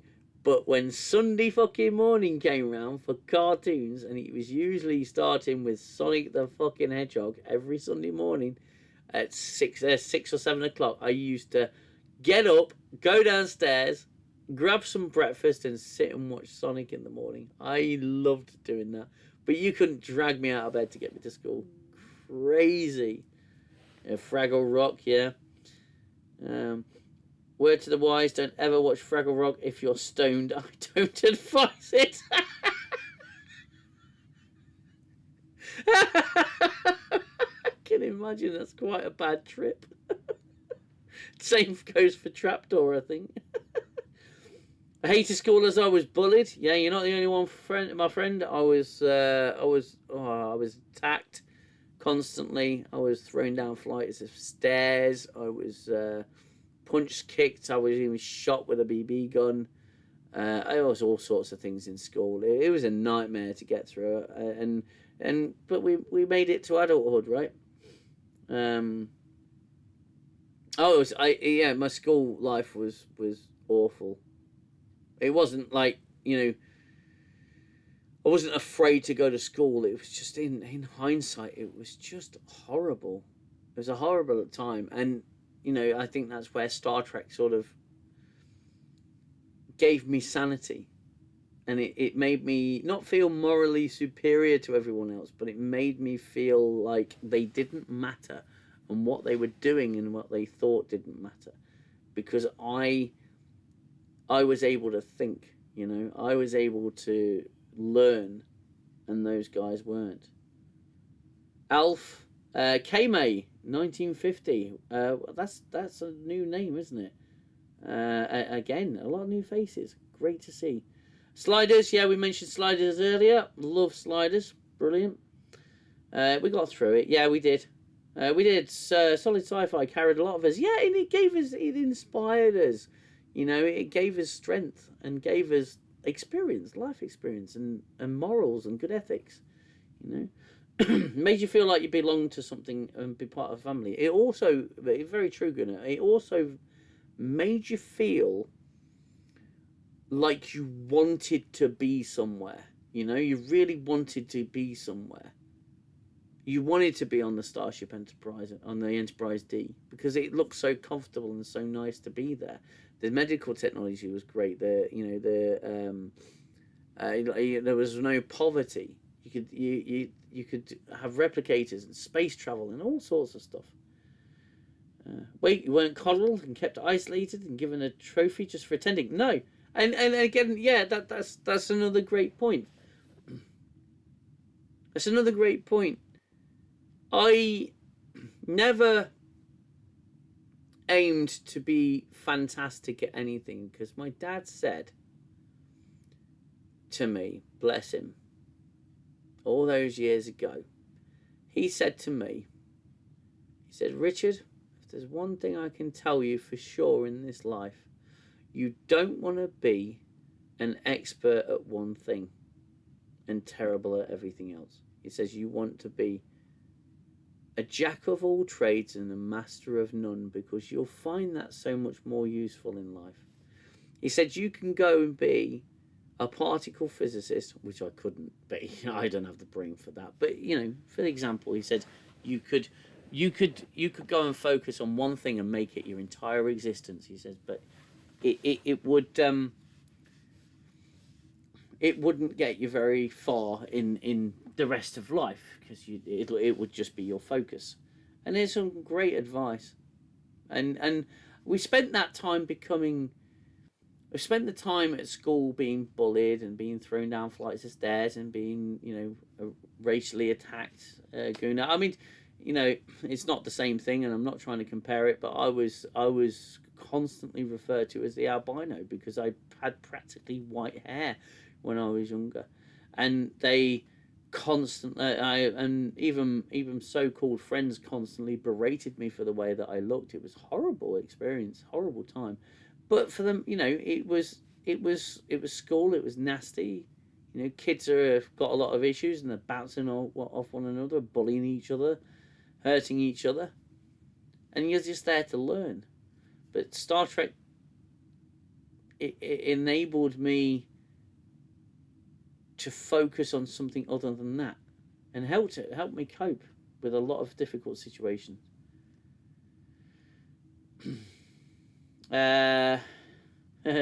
Quote from The Incredibles: "A trophy for graduating 3rd grade. When did we start celebrating mediocrity?" Exactly. Exactly, my friend. How many times replayed in my mind being the hero on the bridge? Hell, I play acted it, mate. I used to make little videos, little movies with my mate, where we built a bridge in his bedroom, and we would just throw in bits of paper as debris, and shaking the camera. It was so much fun. Your dad sounds like he was a wise man, DM.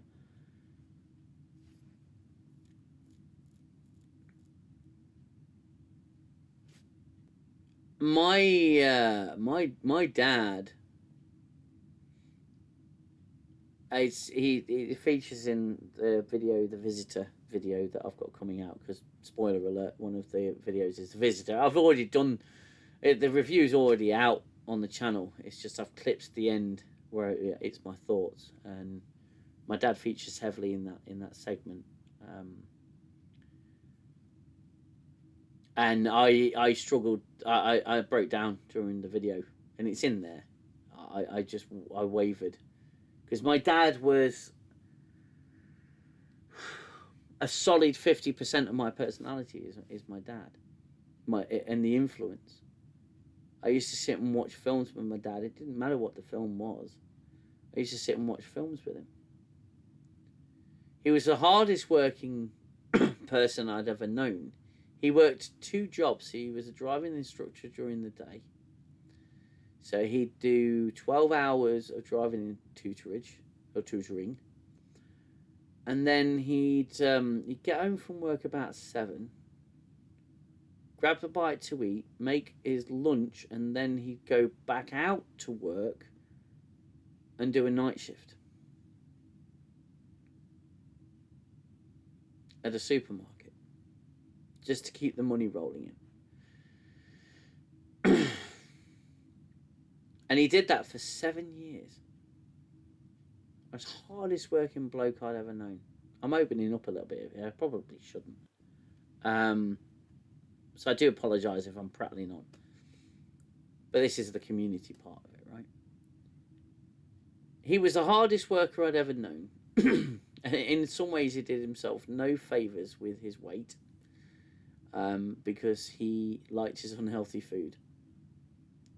And he sat in a car for 12 hours. So naturally, he's not getting the exercise he needs in order to burn it off, right? So he was not a small man, we'll put it that way.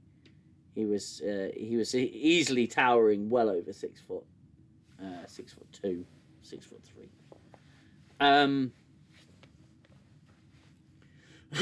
And he could do advanced geometry, mathematics, and he built a drag bike.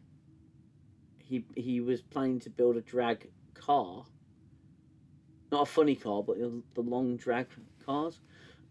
And we would sit together, and we would do. He would take me through the math of how to design something. I owe him a lot, because I've actually done some of that myself. I'm not a design engineer, but I have had that aspect of my career. And I've designed things that are out on the road in this country. I've changed designs, and fuck it. I used to build low loader vans. So he's helped me in that sense. But we also used to sit and talk philosophy.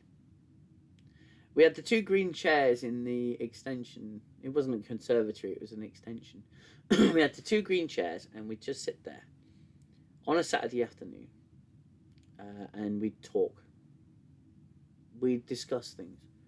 Nature of reality, existence, life, conspiracy, Star Trek, great storytelling, ancient history, philosophy, the whole lot. And it'd just be a spontaneous conversation. We'd just sit there.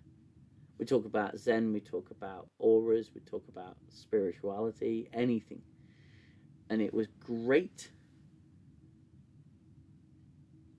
It was great conversation, and it was a great time. And when he passed in 2020, bless him. And when he passed, it took me a year to accept it. And I was speaking to a friend at the time, and I said, I feel like the power that he had, and he was a powerful person, both in physical strength and, mental energy. The strength that he had, he gave it to me. And it sort of forced me to become not a man, but it's sort of given me the source of his strength. I can't believe I'm telling people this. But he'd given me so much strength and passed so much strength on to me. It was incredible time. And I miss him to this day. I miss the conversations that we had. And I missed watching television with him, great television. I really do miss that. And it's just such a huge part of my life has gone now. And that happens when parents pass.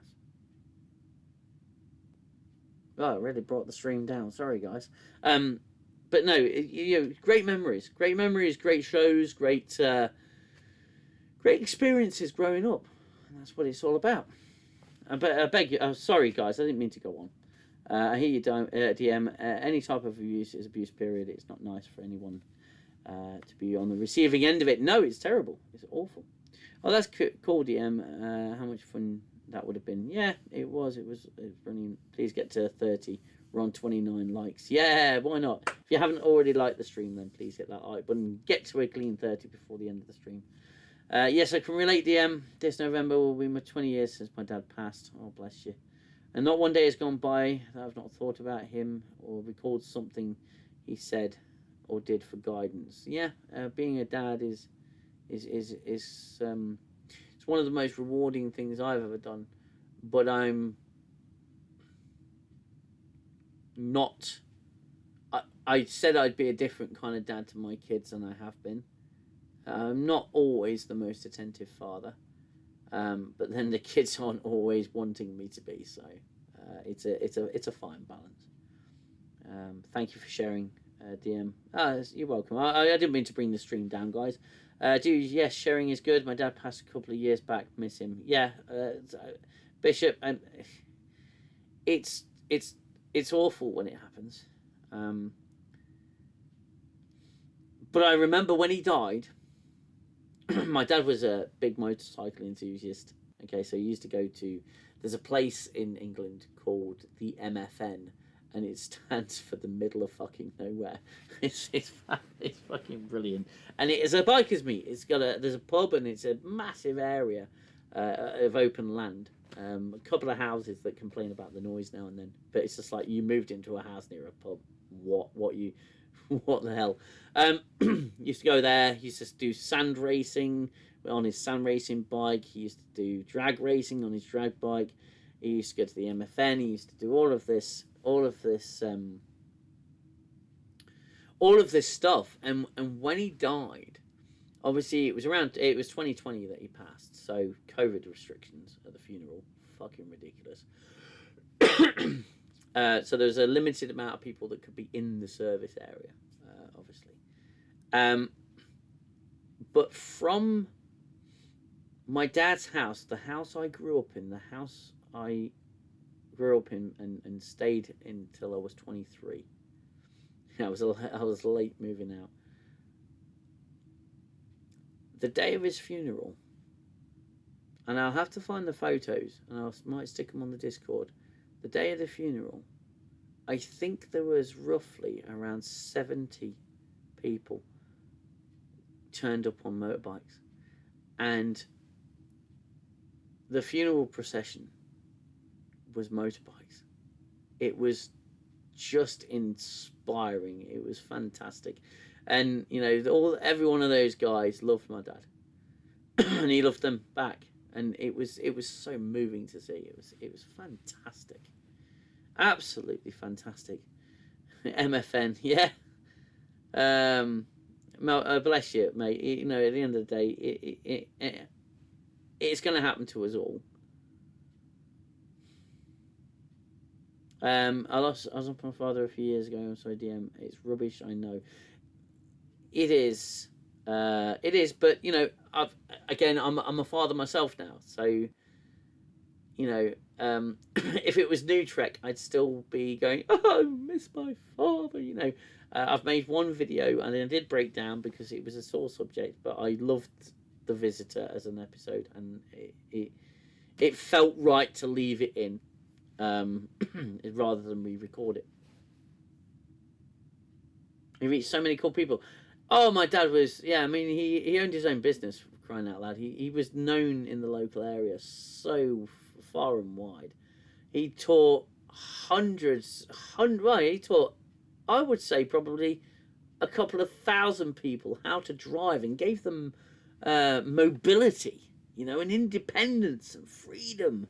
It's a tremendous achievement, and he wanted me to follow in his footsteps and become a driving instructor. But I don't like driving.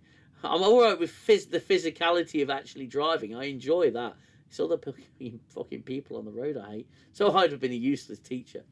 That's why The Visitor means so much to me. Yeah, because. And I, if you guys want, I'll release that one tomorrow. On Sunday, I'll release The Visitor on Sunday. The episode review, the thoughts section that I had. It's already on the channel as a separate review, but I'm gonna cap it, and if you guys want that, I'll do that. Picard season 3 premiered just after he died. It was a needed distraction. Thank God it wasn't Starfleet Academy, or I might have joined him. Oh, bless you. Oh, bless you. Yeah. Yeah. Thankfully, my dad got to see 2 seasons of The Orville. Because I told him what happened with Picard season 1, and he was devastated. He said, "Are you joking?" I said, "No, Dad, please don't watch it. Please don't watch it. You're not long for this world. Please don't watch Picard season 1. Just avoid it." And he goes, "Oh, that's tragic. How could they mess that up?" And it says, apparently very easily. They can mess anything up very easily. And I said, instead, watch this. And I gave him my double disc, season 1 and 2 of The Orville. And he rings me up. I can't remember how long later. I think I've said it in a previous stream. He rings me up and he's laughing down the phone so hard. And my dad had a cracking laugh. You know, we used to have laughing fits together. It was so much fun. So much fun. Yeah, he rang me up and he's in stitches. He's absolutely in stitches. It's so fucking funny. Oh, God, it's so funny. He's in stitches and he says to me, "Richard, thank you so much for lending me this DVD." He's laughing. He's laughing so hard it hurts, because he's close to his deathbed and he's laughing so hard. I'm thinking, shit, I've fucking killed him.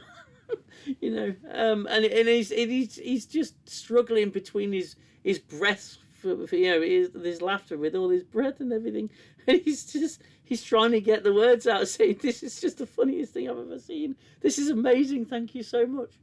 And it was fantastic. Oh, it moved me to hell. It moved me to hell. It was fantastic. It was a great phone call to receive. I said, "Yeah, you're welcome." I said, and the next time I saw him, he was a tad more upright, and we were just laughing so hard. And that show, that's why I'll always be thankful to that show, because it's Seth MacFarlane. He gave a gift. He gave a gift. He proved it. Yeah, exactly. He took his leg, and that's what my dad was. He was screaming down the phone when he fucking chopped his leg off. It's just sucked in his leg. I can still hear my dad's laugh. It was so funny. Yeah, my stepdad is watching the Orville now. Regrets not catching it soon. I cannot understand why the big channels have not been pushing the shit out of the Orville. None of them have. None of them have. They'll all mention the Orville, but the Drinker... I don't think the Drinker's reviewed the Orville. Why the hell not? If he likes real sci-fi, you know, real good sci-fi, why not fucking push it out? I've not seen anything on the Orville. It's like it's disappeared. I love the Orville and I want to see more seasons, but it's almost, you know, I've got my reviews of the Orville up, but the bigger channels haven't. They're all screaming for Star Trek. It's right there. It's right there. This is what good TV does so many ways, where life can be unbearable. It can literally heal and make you feel better. Absolutely. Now entering the glory hole, yes. That's why we're so passionately upset with this new chat. Yeah, and people don't understand that. They'll come by my channel and go, oh, Rage Beta, and they'll try and gaslight me and everything. There was one comment that I deleted, and I think I took a screenshot of it. It was the most vile thing I've read in a while on my comment section. Where's my bloody phone gone? Do you ever get this? Your phone just disappears. It's like, I've sat down, and then I stood up, and I moved, and the phone's disappeared. My phone is actually... Oh, no, there it is. It's fallen down. Yeah. This was genuinely a comment I got on the channel. Yesterday, or no, today, I think, possibly. And I removed it because, and it's rare that I remove comments, okay, but if it's nasty comment, you don't, I'm sorry, it doesn't, if you call me a twat, then I'll just approve the comment, because you're just calling me a twat. But this one annoyed me. As if the episode of Star Trek when Q brought out the whole mariachi band, or when Worf was in that purple outfit saying he is not merry. I swear, you people are insufferable. Okay, reasonable. You don't like us. You think we're insufferable, fair enough. And y'all talked crap about the Star Wars trilogy, and Jar Jar Binks' actor almost unalived himself because of you people. It's like, sorry, but that's a disgusting fucking thing to say, and you are not fucking having that. Sorry. It's a digression, but yeah, we get so passionate, we get attacked for being passionate about it. Just disgusting. Orville is, for me, is now legendary, yeah. I laughed so hard I could have peed. Yep, brilliant. And the Orville grew up, didn't it? It changed as a show, and you could see the physical changes in the show. It went from kind of a parody to a bit more a serious show to a drama with a hint of comedy. It evolved as a show. New Trek shows don't evolve. They don't evolve. They don't understand. They don't get it. You ate the green ball. The mustache episode, yeah. You can even enjoy the Orville if you're not into sci-fi. That's how brilliant it is, yeah. And I think I made that point in my duet review, because the key to good Star Trek is if you take away the sci-fi element, it's still a fucking good story. Absolutely brilliant. Right, guys, I've actually gone way over. 3.5 hours. Wow. Okay. Ridiculous people who just spew out shit without understanding or context. Yeah, they either gaslight you, yeah, or they'll insult you, or they'll just call you, you know, like a fucking grifter or whatever. And it's like, no, I was accused of making a decision to hate the show. And I'm like, but don't you do that anyway? Don't you make a decision whether you like something or you don't? I don't understand these people. It's crazy. It's after midnight there. Yeah, it is. It's just a little after midnight. So yeah. Guys, I'm gonna call it. I'm gonna call it a day. I love talking to you all, but I'm absolutely knackered. I'm really thirsty. My voice is going. And what do you know? It's Valentine's Day tomorrow. So I've got a little bit of prep to do. For the wife. All the love to Dane's your wife as well. She's superb as always. I wouldn't be here without her. Great stuff, DM. Thank you again, and thank you, chat. Loved it. Please take care and see you soon, guys. It's been an absolute pleasure. We didn't quite get to 30 likes, but if you haven't hit that like button, chuck that like button, chuck those likes in, get them in, and yeah, definitely. Thanks for Tom for hanging. Thanks DM. Bye DM. Happy Valentine's Day. Bless you. Yeah, all of you have a cracking day, cracking weekend. A new video will drop. If you guys want, I'll chuck the visitor out on Sunday. It'll be around 6. I'll schedule it for 6 o'clock. And yeah, until next time, if I can find out remember where I put my mouse. Until next time, until the next time, you look after yourselves. You look after one another. Really important. Until then, I'll catch you later. Thanks chat and thanks DM. Good chat. Live long and prosper. Off now to watch For All Mankind. Watch For All Mankind, everybody. Watch For All Mankind. Thank you, Matt Ross. Thank you, Gooner. Thank you, Stephen Brombury. Thank you, Bishop. Thank you, Greg. Thank you, Room 1018. And thank you to everybody else in the chat who has contributed. Thank you for that super chat earlier. And yeah, you look after yourselves. Take it easy.